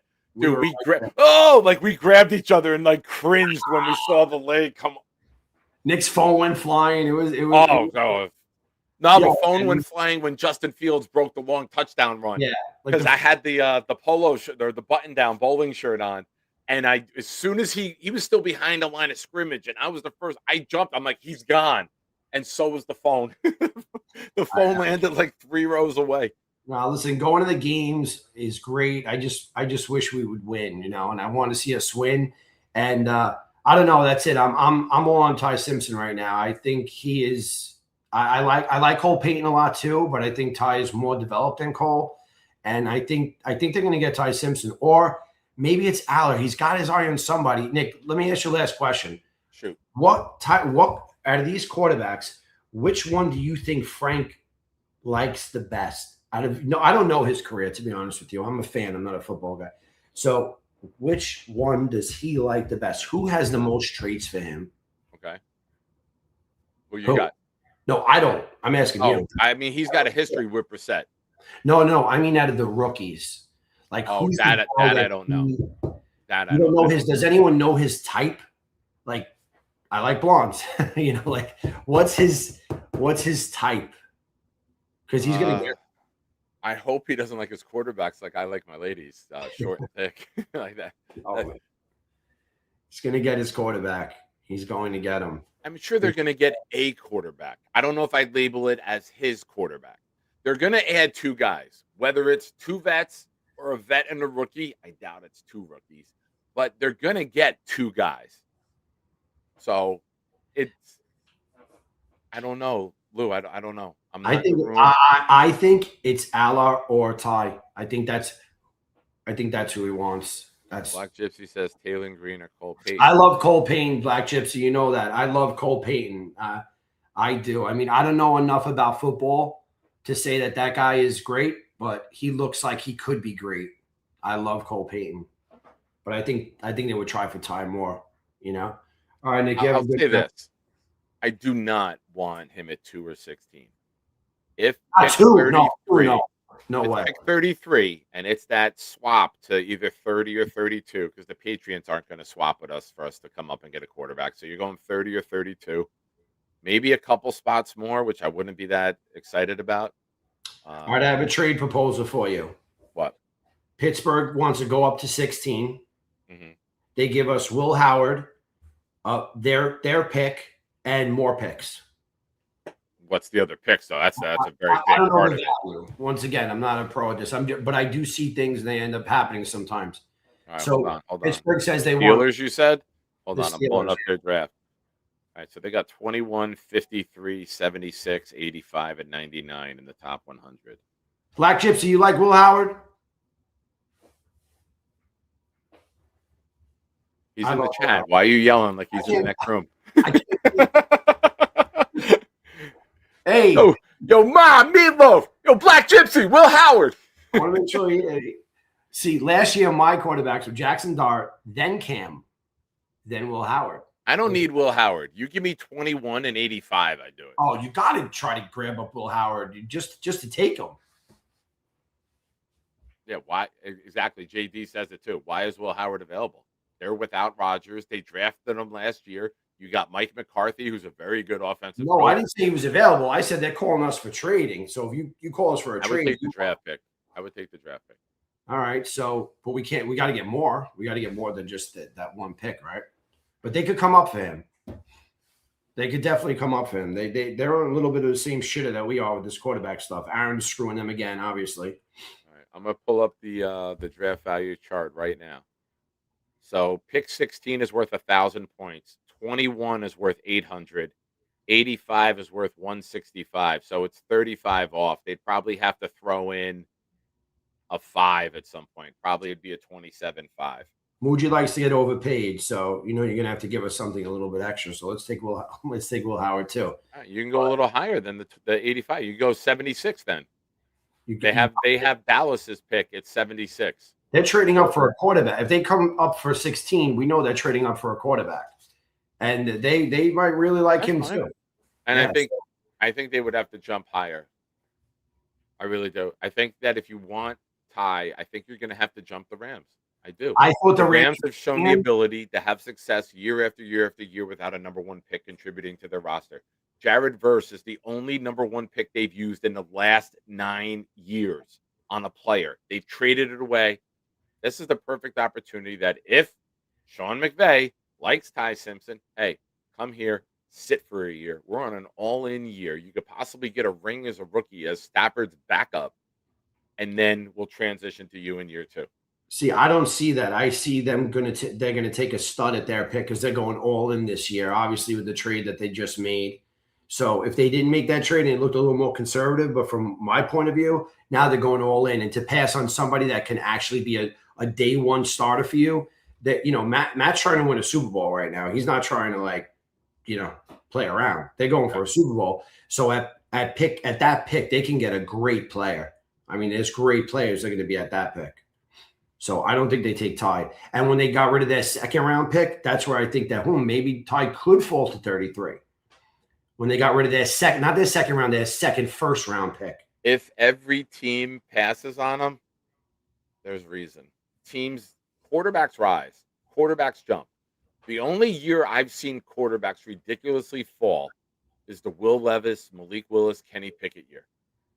That was the year where everyone was like, no, none of these guys are good. And now you're looking at it, and people are hoping Malik Willis develops 5 years later. Come on. There's reasons that quarterbacks get drafted when scouts see talent, when coaches see talent. And then you have a year like that class. And aside from Mendoza, this class is, I think, equivalent to that. We'll see. There's a lot of chatter with Mendoza too, where they see it's worth. If they trade out Max Crosby and Mendoza, they could have 4 to 5, 4 to 6 first round picks. That's crazy. If I was the Raiders, I would trade out if I was them. Even though I would trade out if I was them. But Nick, took enough of your time. I appreciate it, man. We'll talk. And for those of you wondering what Lou mentioned earlier on, I'll be doing a draft party round 1 in Woodbridge, New Jersey, the Woodbridge Brewing Company, starting at 7:30. Then from there, we're going to Atlantic City. And then Lou's going to put on an event for us down in Atlantic City for Saturday. So yeah, definitely everyone's invited. We're going to have a big VIP section for any Jet fan. We're going to party all night. So yeah, definitely. And then anyone that's going to the actual draft, definitely hit me up because we're gonna be there, and I'm really excited for that, man. I am really excited for that. Yeah, it sounds like it's gonna be fun, man. Oh yeah. Well, have a blast, my friend, and we'll talk many times before then. Appreciate you calling in. Great call. Also, I saw something today. It said a tweet. I forget who, if it was Pelissero or Mike Garofalo. Don't sleep on the Browns at 6 going with Ty Simpson. Rick Kent says the Rams are going all in because the Super Bowl's at SoFi. Yeah, but I mean, also, Rick, I think that may be part of it, but Matthew Stafford and what could be his last hurrah is why you go all in, right? You take that veteran. You were so close last year. Your secondary got beat up. You already made a massive trade to get McDuffie yesterday and help to shore that up. You still have a number 1 pick at 13. If you decide not to go the quarterback when you're the Rams, you could take the number 1 corner on the board possibly and build an elite secondary very quickly to try to unseat the Seahawks or stop the Packers or, every other passing team in the NFC. So that was their downfall this year. Their offense is set. They just signed Tyler Higbee moments ago to a 2-year, $8 million extension. So they're trying to get all the little pieces together and go for it. Yeah, but when you can win another one, you go win another one. And also, I can't think of Matthew Stafford winning a ring without him turning around at the parade, being drunk, and walking away when that woman fell off the stage. Still one of the greatest moments in parade history. Only topped by 1998. I climbed up a street pole in New York City. I'm leaning off the pole, and I slipped, and I fell down to the street. I was standing on like the street, the light for walk, do not walk, and I fell right in front of Bernie Williams and then that bus, and Bernie and others pointed down and laughed at me. So that was a very fun moment. Next up, we got Ricky New York. What up, dog? What's happening, man? How are you, buddy? I'm doing good. Are you there? There you are. Yeah, the microphone had you blocked. Yeah, looking forward to reloading this team with talent and seeing what we look like. But let me ask you this. Everybody always mentions the same names usually when we talk about free agents, but yeah. Say we're not going to pay the money for a Linderbaum. How would you feel about adding a badass at center? Am I saying his name right? Tyler Biadass. The other center. He's been cut and he's already meeting with other teams. Would you take a look at him? I want to go elite. Like if I'm not going top of the line, like generational center, who it's very rare they hit the market, right? I think Myers is on par. Like I think I'd rather just go draft with it. If I'm not going and getting a top-notch guy, let me go draft someone who's maybe this year guard center flexibility, where we have that option to bring in a guy. If we take like a 4th rounder who's got interior flexibility between left, right, and center, go get a guard in round 2 and then draft a guy who's got positional flexibility, and then maybe he can develop into your long-term center. I'd be okay with that. I would consider like a Sam Heck from Kansas at 103 or something, or the other one at 139, like maybe Pat Coogan, the kid from Indiana. Because, dude, as good as Mendoza was this past year, it was that run game that kept Indiana going all year. Those running backs ate every single week, and Pat Coogan is not a bad center. So for a day 3 guy, I would draft somebody like that and let him come in and compete with Myers. Could. So another in terms of Biadasz, he's number one, we're Jets fans, so the first thing I have to tell you, his Madden rating is an 80, so that's valuable. But he's rated between the 11th and 18th best center for the 25 season, 70 overall rating with PFF, 71.2 run blocking, 67.1 pass blocking. I don't want to overpay for a mid center, Ricky.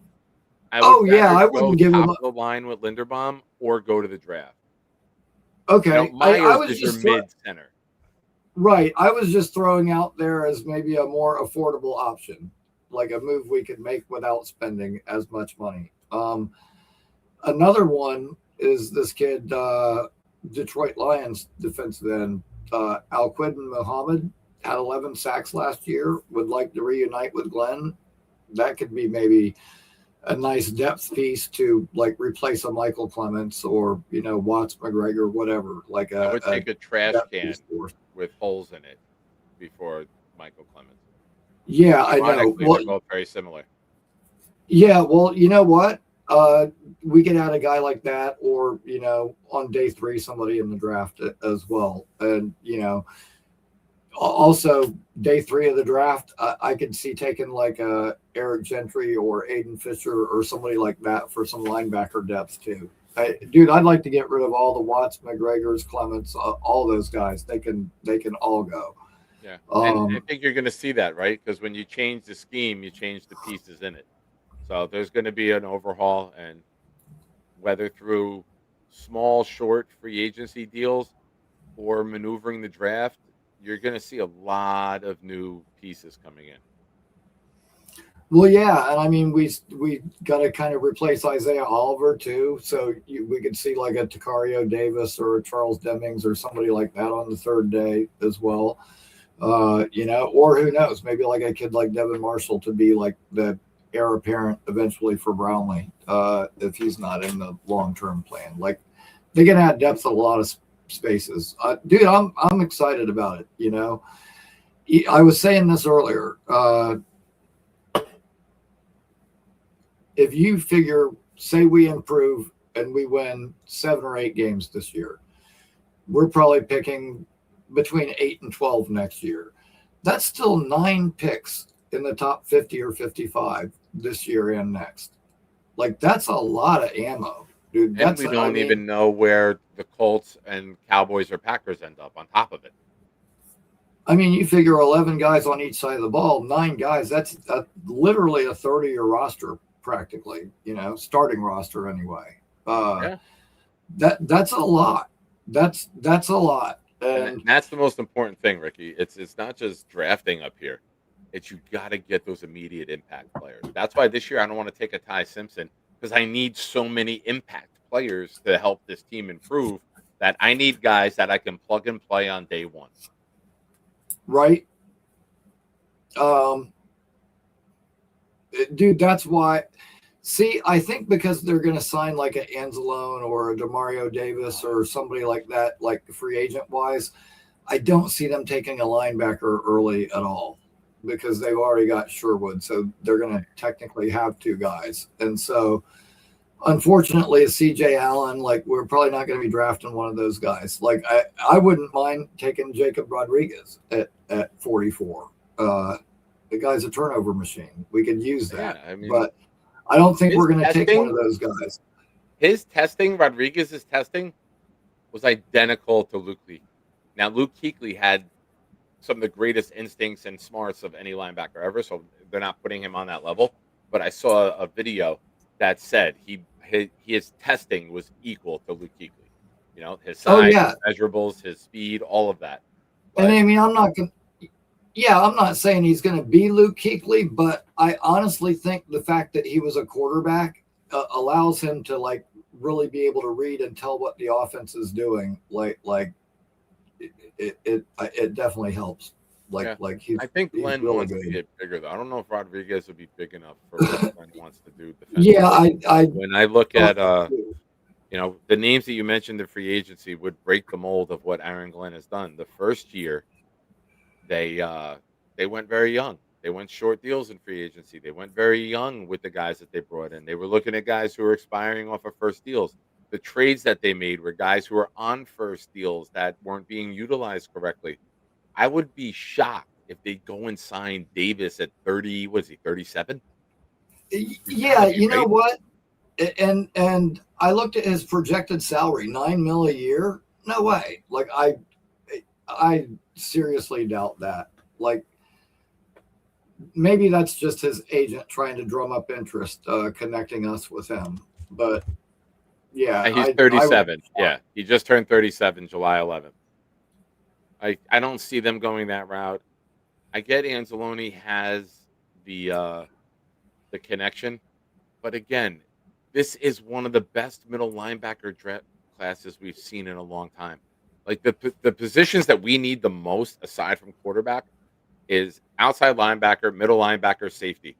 This is one of the best drafts for all three of those positions in recent memory. Oh Like, yeah, go capitalize on the youth.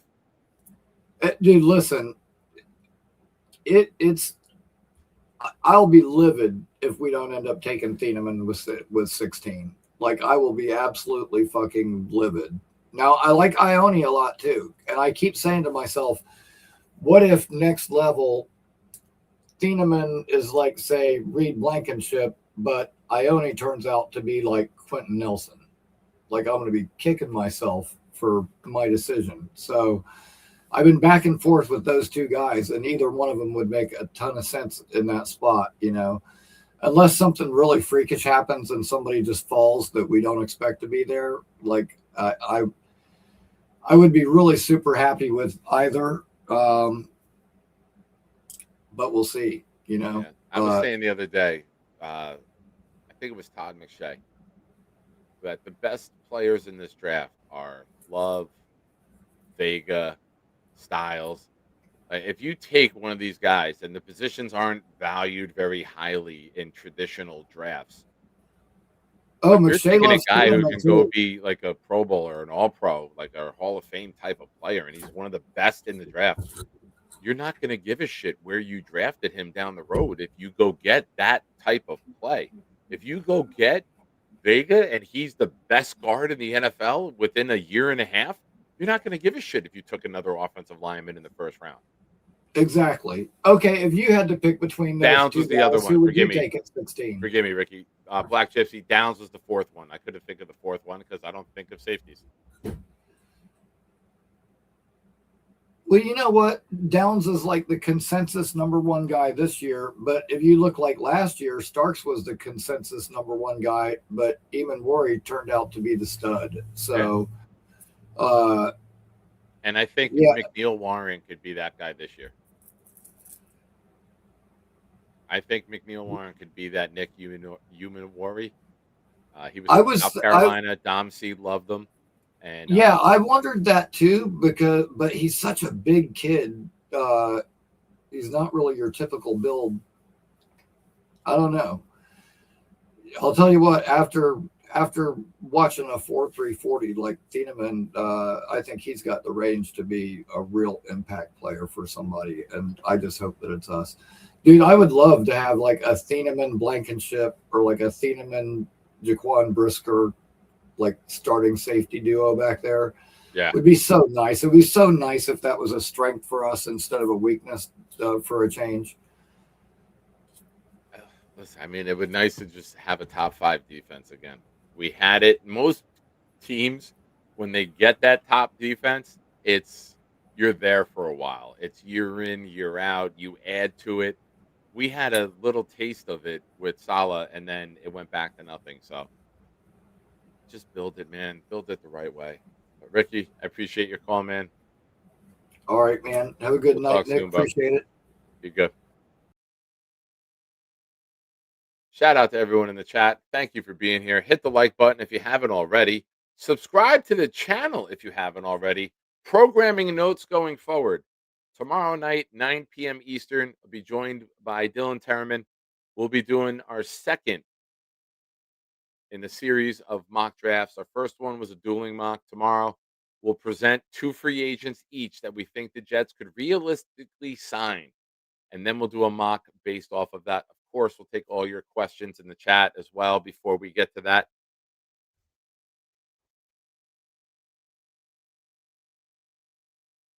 Also, super chats, gifted memberships, $5 and up on the supers. Get you on the wheel. Tuesday night's raffle, winner's choice. You pick the player. You pick the item. Mini helmet, jersey, autograph photo. What do you want? How much? I just made my no. What the fuck are you eating now? You just had heartburn and dropped to your knees an hour and a half ago.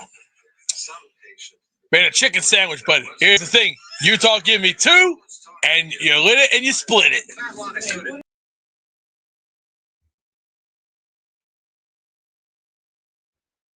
Boomtown.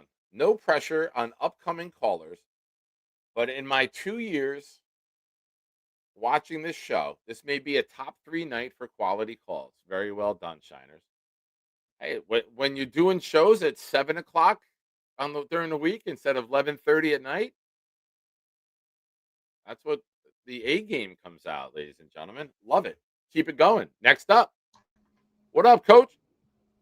Hey, buddy, how are you? Hold on. Timeout on the field. Blitz BK just gifted a membership, ladies and gentlemen. Went to Crypto Mike 88th Street. Thank you, Blitz. As always, this is the place for Blitz BK anthems. And Blitz, we gotta discuss an anthem. And for this season, it'd be year 3 of you doing anthems on the Nick Shine Show, and we need one, man. Current one's amazing. This is part 2. This one is part 2. This is the second. Do I still have the first? I gotta look for it. Give me 1 second. Let me go here.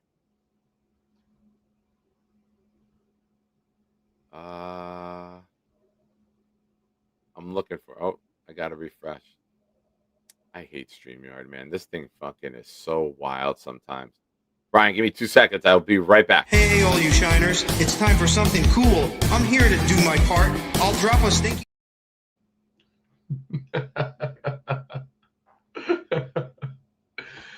Oh my goodness. I think Boomtown's right on the money here. These have been some fantastic call-in guests on the Nick Shine Show. When I switch brands, it goes away. Hold on. I'm looking. I had to go. Jets Chaos and I share a StreamYard. Here we go. We're going to go. Oh, that's the throwdown. Was the throwdown? Do I have it? I don't know. I'm looking. Here we go. Good evening. Welcome to Thursday Night Throwdown. I'm your host, Nick. When the blitz comes, there's no one to block him. It's 10 o'clock, get ready for the showdown. 9 toes down, Nick, ready for the throwdown. We proud Jets fans, we don't play with them pronouns. Best roster in the league, we playing with the pros now. They tell us slow down, call us delusional, call us losers as usual. But this season will be beautiful. Shotgun with you know who, but run it instead. Lad Hall hit the hole hard. That's what she said. Ground and pound like it's 2010. The chat, we got many friends. Johnny wearing hats for super chat and watch him breathe again. Nick put the link so Bobby can call and speak again. Bonesy did the blunt, I got the weed and pens. We speaking green again. Jets news like it's CNN. A-Rod and Charles Gorman, it's like we seeing twins. Feeding Tims, pounding on these bleeding fins. We 14 and 18 when they needing wins. They ain't seeing them. We run the ball and play defense.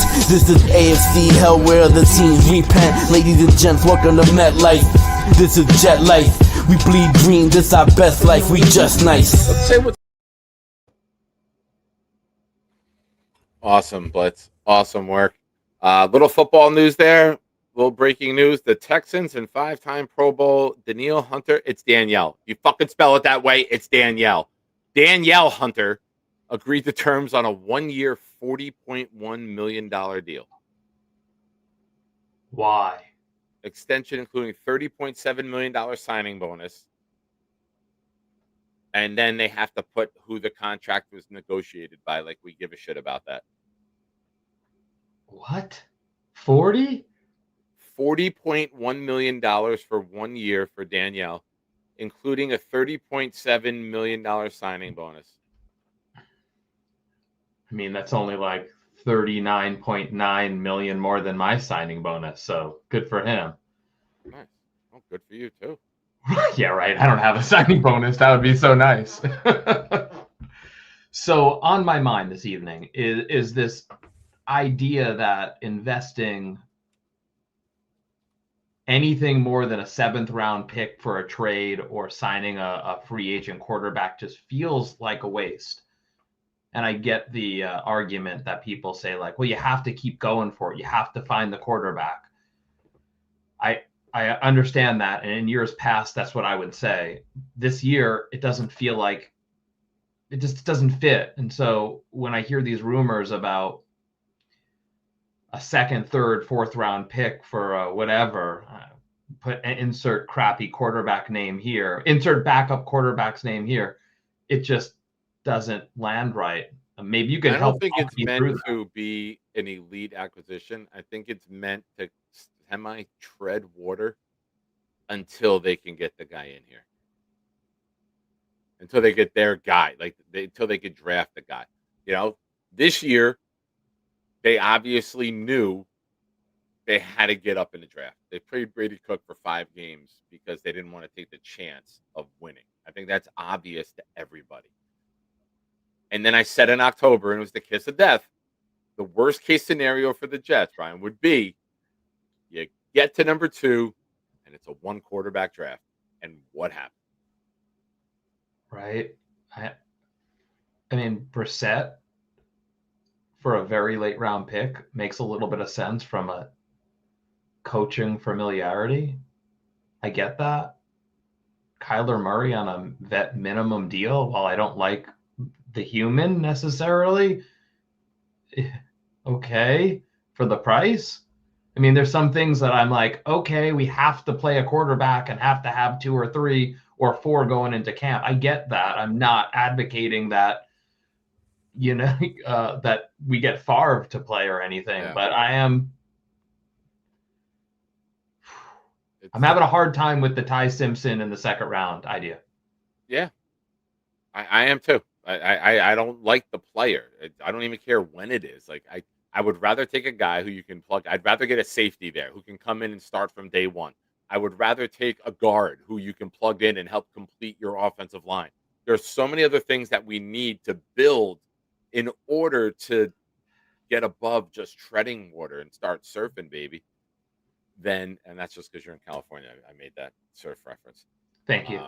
You're welcome. Yeah, but there's so many things that we need. We're not a quarterback away. The goal for me as a fan is build your roster this year so that in 27, when that draft comes, after free agency next year, you have 2 free agencies and a draft to get your team to be long-term a quarterback away, not short-term. And I think that we did it wrong with Tyron Smith and Devontae Adams and everything that we did. It fell flat on our face. Build it right so that you can sustain it, and year after year after year, you can be successful. And real quick, just to show Black Gypsy, it is Danielle. That is officially how his name is spelled. I don't care how it's pronounced. If you spell your name Joe, I'm not calling you Mark. Your name is what your name is. Thank you. Favre. Yes. Brett Favre. Yeah, exactly. Something about Mary. Mouthful of marbles. You see my baseball?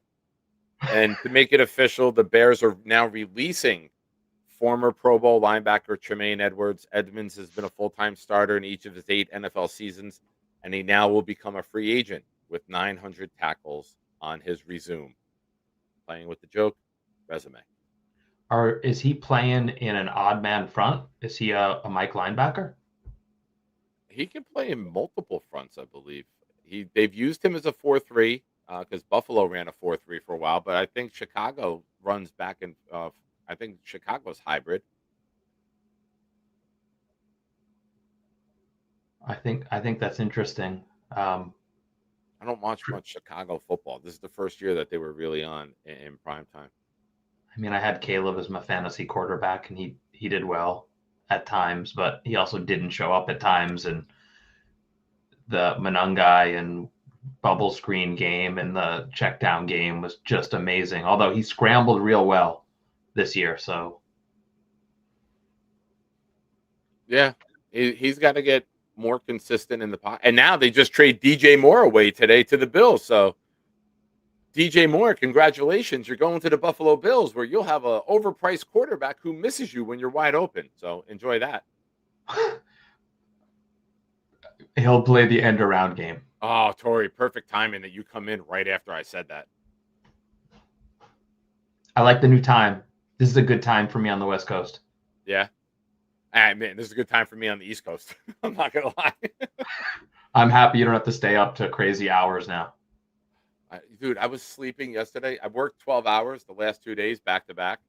Last night, again, I was sleeping before like 10 o'clock last night. It's great. Is it I going to love take just going to bed and getting a good night's sleep. take you a couple weeks to get back into the swing of it? Yeah, I got to get used to waking up. Like, on Saturday, I would wake up early for basketball, and I would be dragging because I wouldn't wind down and go to bed till between 1 and 2 o'clock most nights. I stopped doing a lot of night shows because I wanted to get sleeping by 12:30 to wake up in the morning earlier. So, with where I'm at, I try to get 8 hours of sleep. Like, I'm trying to be healthy. I'm trying to change everything. I try to get 8 hours. And if I'm going to bed past midnight, like I did the other night, I did the show Tuesday night. I didn't go to bed till like 1 o'clock that night, and I was beat. So yesterday I came home after working 12. I went right in bed, no TV on, no phone, took my melatonin, and was out nice and early. You look tired Tuesday night. I'm glad you got some sleep. I was beat. I got to work 12 hours tomorrow, and then I'm going to come right home, do a show with Dylan. I wasn't going to work Saturday. I had the day off, but massive tragedy to a friend. So I'm going to cover, and I'm going to work basketball on Saturday. Horrible thing happened last night. So sorry to hear that, bud. Yeah, say some prayers for my friend, please. She went through hell. Yeah, awful. But, all right, I'm gonna roll. I'm gonna listen. Yeah, I'm gonna wind it down too, man. We're almost at the 2-hour mark. Brian, I appreciate you and look forward to talking to you more now that I'm on in this time. Awesome. See you tomorrow, man. Have a good night. Sits there and watches them. You got anything to say before we end the show, sir? One who's not gets his poop picked up by the other one. Hey, Beast. You tell me who's smart. Hey, kid. You're a doctor. You would tell a patient. Do it. It's time. Oh yeah, I was about to say. And now, what did we learn today? Courtesy of the Nick Shine Show. Thank you. Zoop. Now let's go to what did we learn today? Courtesy of Nick Shine. All right, folks. One more caller while we got what did we learn going. Let's see where we're at with likes. Last I checked, we were 73, I think we were at 77. Awesome. Hit the like button if you haven't already. Next up, Jets Worldwide. Johnny Boy. What up, dog? Oh, look at you. What up, B? Hold it up, man. Oh, you look like you all spiffy. Nah, I just, actually brushed my hair today and shit. You know how that shit goes. Hey, so I wanted to ask you this, right? And we've known each other for a minute now. And every single year in the draft, I'm always talking about a kicker. Get a fucking kicker, get a kicker, because we've notoriously had issues with kickers. Nick Folk, right, says he's not going to retire, so I'm probably going to come back. We don't know yet. Why not take a swing at a kicker with our last pick? Oh, swing with the leg? I like that. Why not take a swing? Oh, very well done. I like that. Good pump. Yeah. Hey, shout out to all the upside down pineapples, if you know what I mean. Anyways, what is that? Look it up when you get a chance, and you'll see. Upside down pineapples? Yeah. Man, is this like blue waffle type of shit? Nah. It's like when you're on a cruise, right, and you see upside down pineapples. I'll never go on a cruise. I like my feet on land. All right, I put an upside down pineapple, and it's a picture of cake. No, upside down pineapple. What does it mean? What did we learn today? This is definitely a what did we learn today for Nick. Oh, a widely recognized discrete symbol used by swingers to identify each other. Mm-hmm. Horse. Never mind. Go ahead. What? Shorty swing on my way. Shit. Anyways, would you take a look? I like the kicker from Michigan, bro, Zavada. With our last pick, why not take a swing at that dude? I mean, I'm fine with taking a kicker when you don't have one, right? Find one. Folk is old. You got these young kickers coming in now, kicking 65-yarders like it's nothing, and it's not there. for him. Like he doesn't have that. Like the new generation of kickers, right? You know, when back in the day, Dr. J, George Gervin were the first like fancy dunkers, and now all of a sudden they're everywhere. I feel like that's like the equivalent is like now everyone will be able to do it. Go get yourselves one of the guys that's got this big booming leg. They seem to be coming out. You got Little from the Jaguars. You got Aubrey from Dallas. You got all these guys who are kicking 60-yarders like it's nothing. You know, I come from the generation where if you were kicking a 50-yarder, you were like, you need to be drug tested. I mean, how hyped were we with fucking John Hall? Like, you and I are probably one of the only individuals that talk about John Hall. John Hall. Bro, I love That John. 53-yard kick in Oakland to put us into the playoffs, man. It's Right? one of my favorite moments as a Jet. So, like, this kid's the Jet vibe, fan. right? He's a cold weather kicker, has no issue with kicking into the wind or kicking against the wind. And they're comparing him to a Justin Tucker. Now, I know that I'm talking about a kicker and everything like that, but we've had such horrible kickers in the past that, you know, why not and solidify that. And if you could stash that cat and have him learn from Nick Folk and go from there, why not? And because you're preparing for the future, let's take a swing at that. So I just wanted to get your thoughts on that. I mean, like, Yeah, I mean, definitely. I'll take a kicker. Like, we need one, John. Like, if we don't extend Folk, I mean, you're not going to keep two kickers on the roster. So if you extend Folk, you don't need one. You kick it down the road a year. See what I did? yeah. Now, yeah, it depends, right? Like if Folk, they want to go with Folk one more year, or if they want to get into the new generation of kickers with the big booming leg and hope they can get the guy right. Like you got Banjo. He's a very elite special teams coach already. Add finding a great kicker that we can have for years to come to his resume, right? I have no issue with it at all, man. I would be fine with that. Check out his combine tape when he was kicking at the combine. He was kicking it beyond the half line. So and it was crazy, bro. And he still had room. I'm like, yeah, that's what I'm saying. The new generation of kickers, man, they're kicking 60-yarders with hitting the net. It used to be like fall short Just middle right of the end zone, yeah. or you know, yeah. or it would go wide because they'd have to overkick from their regular base technique.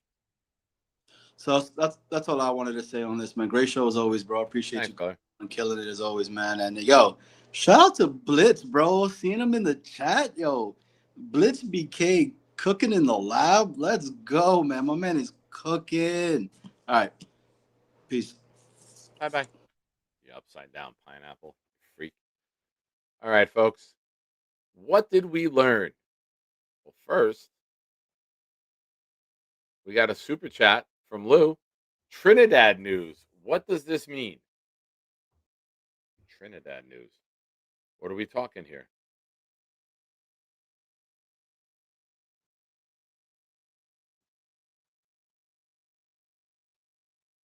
I'm looking now. 5 hours ago, NCAA appeals Trinidad Shameless's injunction. They challenge his 2026 eligibility. I don't know. It means that a fucking guy who should go pro after graduating high school 7 years ago is still fighting to get into college. I don't know. I'm totally out on this guy. He doesn't want to go to the NFL. Why even take him? The combine's over. Like the he might even have to sit out of the NFL if he gets cleared to go back to college. He missed the declaration period to declare for the NFL draft. Brian, did you cover the Mechie hitting for you? No, I didn't. Little surprised by that because that's a receiver that Glenn and Muji brought in. So I don't know if they're going to let him test the market and maybe try to get him back for cheaper or for cheap, I should say. But it's definitely interesting that they brought him in on a throw-in trade and are just going to let him go. Maybe you're going to see more of a bigger physical wide receiver. Maybe that's Frank Reich's plan, and Mechie just doesn't fit that. The drops did not help at all. I will say that. The drops did not help. I mean, he had some nice moments, but yeah, he hurt himself there. Brian, I learned that peeing out the window on camera makes for good streaming. Nice. Hank, we learned that Nick will never be cruising, but rather be taking quality calls. Very well done. Looking in the chat for more.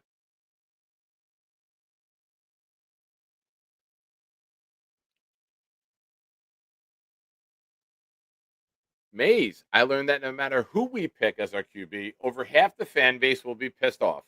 But guaranteed, somebody will bring up that we should have kept Rodgers. Well done, Maze.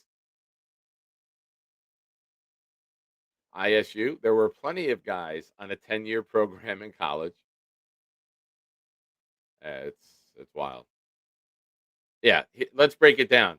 If you're a 17-year-old senior in high school, you can't date a fifth grader. However, if you go to college for the amount of time that Trinidad Chambliss has, you can just date her when she's a freshman in college. That's the age difference you're dealing with.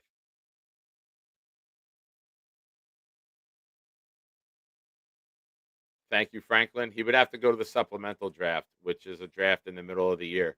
And if you take the player, you have to give up the pick in next year's draft. Yeah, David, this is still guys from the 2020 COVID year who got an extra year of eligibility, or they redshirted and then got the COVID year, so they got extra years. I don't know.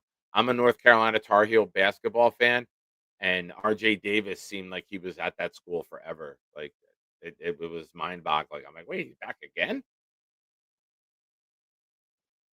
All right, looking for what did we learn?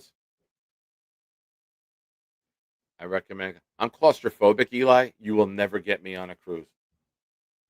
Ever. Ever.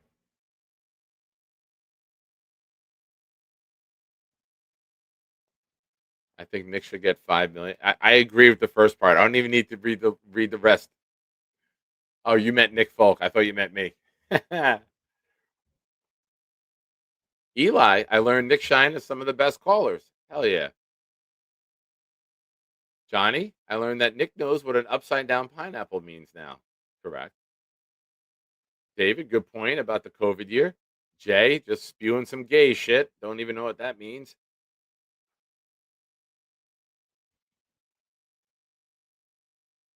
Tiny ass little arena. It's not even an arena. Rutgers seats more than Duke does. Shitty ass little fucking place. And congratulations to Jay and Clancy. It's Coach K Day. This day, 4 years ago, North Carolina defeated Mike Krzyzewski in his final home game.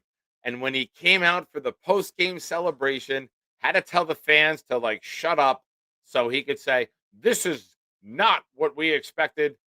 Sorry, today was a disappointment, but this season is not. Well, let me tell you something.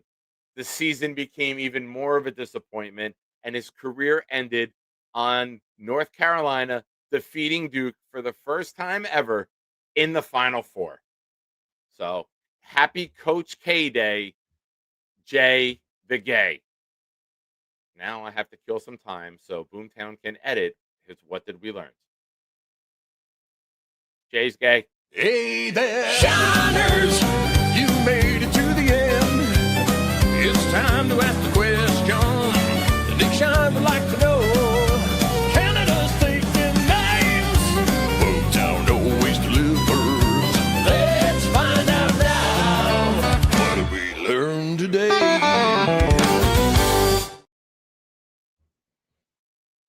All right, folks.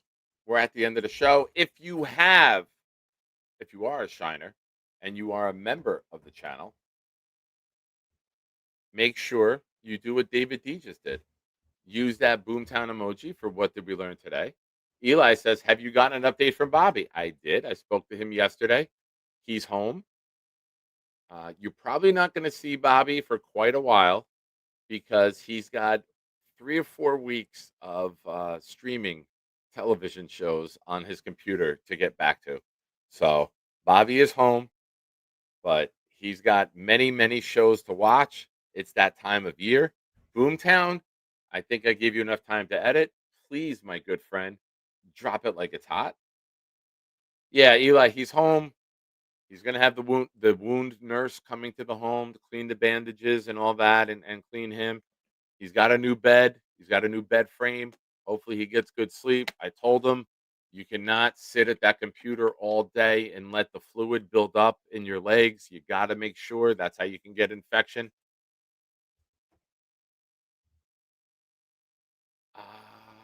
Hold on 1 second. I see you here, but Boomtown just dropped his What Did We Learn? Let me read it, and then I will go to you. Yeah, that's a tease. We got a caller. Boomtown, I learned D-Line Shine has now been trademarked. Nick hopes he's wrong. Nick is irrationally annoyed with the tampering period. Tom Ace can be reached at the mental asylum if Tua is a Jet. Bonus, Jay was unaware of Charles's condom crown. You can't do a good job if you are shitting your pants, according to Lou B. Trash can with holes in it over Michael Clemens. This show recognizes Danielle. This show also recognizes great friends calling in at the end. Ladies and gentlemen, it's Addy. What Hell up, yeah. dog? Hi, Nick Shine. How you doing, man? I'm great now that I get to see you, my friend. How are you? Fucking cooked. Worked like over 30 hours the past 3 days, and I just turned your show on at the end right now. How's it going? Hi, everyone. Miss you. Hi. That's Addison. I'm with you, man. I did 12, 12, and 8. I'm at 30 also, bro. I feel you. Good for you, Shit. man. Yeah, it's the summer's here. I don't know if anyone knows this, but my pool is my pool. I'm cooked. My job is centered around pools, so this time of year is yeah, fucking busy. Well, it's good to have work, right? It's better than no work. Yeah. We know too many people in our community that don't work. Yeah, I remember when I first started, I was home a lot. Oh my God, did you quit your job to do YouTube? Like, yeah, totally. Yeah. So many people were asking. me. Like they were I probably asking me lost service behind right the now. scenes, like not on shows. Like, yo, did Addy get fired? Does he not work anymore? I'm like, oh, it's Fuck no. off season. It's off season. Addy's Hell no. basically like a member of I'm the Dodgers. irreplaceable like Beyonce. Yeah, you're like a member of the Dodgers. Hell When yeah. when their off season's here, your off season's here. You only work when the Dodgers are here. Yeah, pretty much. Yeah, I called in because I want to say hello to you. It's been a minuto since I called into your show, and fucking ready for these Jets to reconfigure our future, and let's reinstill the hype that we all felt a couple years ago. Because fuck that, I don't know who's gonna be the quarterback, but I know who it won't be: Zach Wilson, Justin Fields.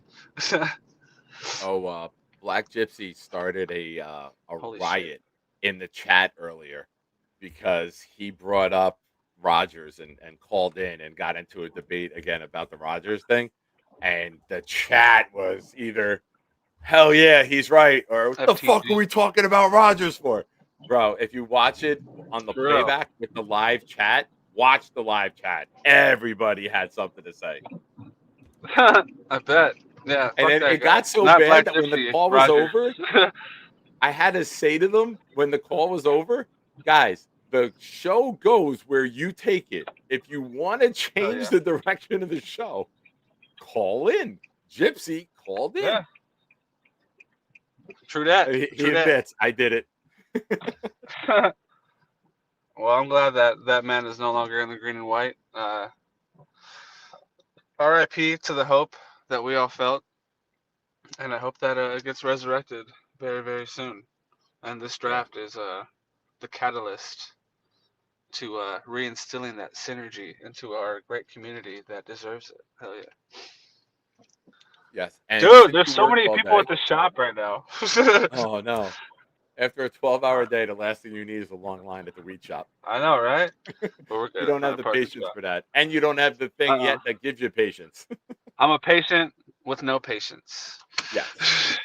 I don't know if you know, but Queen Leanie won her matchup today in blowout fashion in Jake's Hell tournament. yeah. 76% of the vote, and she got an early birthday present.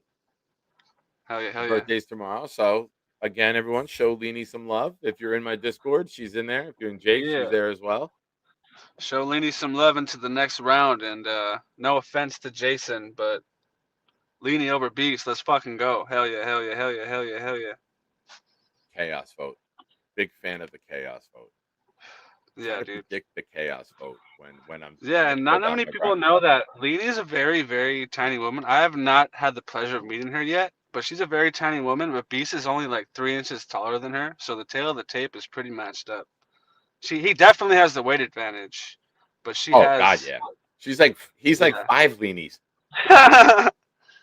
She has the seniority in our community, that's for sure.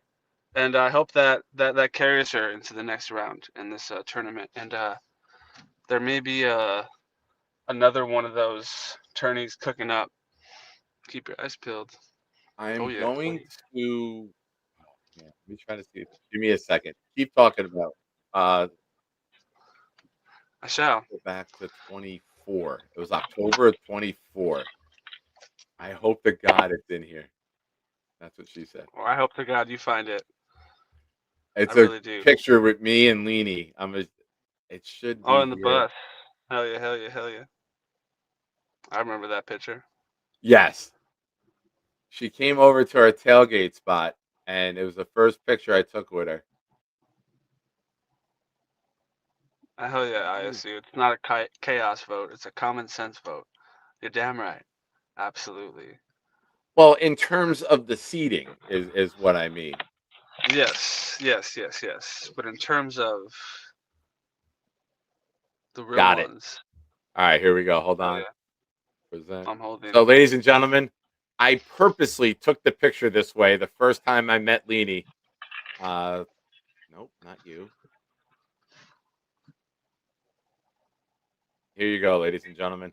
The first time I met Leanie, I chopped her head off in the picture just to show how tiny she is. Hell yeah. Like a foot and a half. And then I had to go down to her level to get her in there. Oh, big beard shine. You know what, man? Now I actually have a jawline. It's weird. I didn't have a jawline for so many years. Now I have Hell like yeah, a dude. short beard. Having I jawline's used to, awesome. yeah, I didn't have one for a while. It's like, hello, where are you? I cannot see you. It was down there, deep under the layers of protection that you put on. Yes. But I'm at the shop now. Well, my friend, thank you for calling in. Always a pleasure to kind of see your face. Hell yeah. Oh, wait, everyone? Oh, No Addis, darkness retreat. host of the My Addis hair's Show. fucked up. Hey, how's it going? I don't know what that I certainly did not call in and talk about that, but since you brought it up, yeah, Addy Show, Legend of Bobby Midnight channel. You may or may not see him, but yeah, You won't should see him watch for it. weeks. No. He's home from the hospital, bro. Do you know how many fucking shows this guy watches? Like, we don't see him during a regular week when he's home. Now he's got 4 weeks of shows to catch up on. He's Ghost Town, Yeah, USA. But I'm glad he's he's home, gonna and I make hope he feels better. he's gonna make a shopping list of all the things that upset him. I'm sure. So let's see. Ooh, I like Bobby, I love you, and can't wait for you to be home and happy. Hell yeah. Home, happy, hell yeah. The 3 H's. Well, in he's life. home. Yeah. Yep. I love you, buddy. That Have a he good is. night. We'll talk soon. You too, Nick. Hell yeah. Be good. Peace out. Bye, everybody. And everyone in the store, get the fuck out of his way. Bigfoot Mike says Reich knows Carr, Brissett, and Dalton, so it'll probably be one of these three. Yeah, I mean, we didn't even bring up Carr earlier with the video of him and his brother on the podcast. Am I going to get excited about Carr after sitting out a year? No. Like, my immediate gut shot reaction a week and a half ago, or whatever, 2-3 weeks now, however long ago it was not to go back to the Le'Veon Bell situation, a guy who sat out a year. I get it. Quarterbacks are different. Running backs need that rhythm and timing and athleticism. And if you can throw, you can throw. But I'm not against it as much as I would. Put it this way. If I got to see the compensation, I don't want to trade for the contract because I know he got a big contract. But I tell you what, we will discuss that tomorrow with Dylan Terman, 9 o'clock Eastern. Ladies and gentlemen, thank you for watching the Nick Shine Show. I appreciate all of you. 9 o'clock tomorrow, 8 p.m. Sunday night, and then the massive 3-year sober celebration Tuesday, 7 p.m. Tons of elite, top of the line content creators and close friends are lined up to call in. Make sure you're here. It is my favorite day of the year. You don't want to miss it. Looking forward to celebrating a very special day in my life and my heart with all of you. So let's dance, bitches.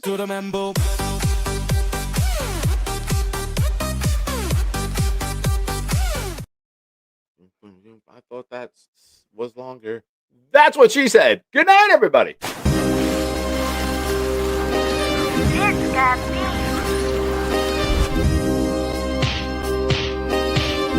Gentry covered in football. Any day, any night, we all shine, bro. First class shine time, the Nick Shine Show. Anytime on YouTube, if you don't know, the Nick Shine Show, the Nick Shine Show. Dim the lights, but it's still bright as Nick time.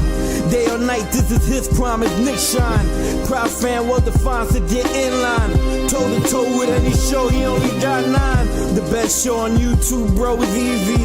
We talk Jets all day, please believe me. Subscribe, you just gotta click a family. We not a click in 3D. You can see a beautiful DP. We see through the fake teams and the tea leaves. So we pray for a coach and a QB and hope that we close to the top in the new league. A toast to the host with the most, Nicky. Who, me? Any day, any night, we all shine, bro. First class shine time, the Nick Shine Show. Anytime on YouTube, if you don't know, the Nick Shine Show, the Nick Shine Show. Fantastic.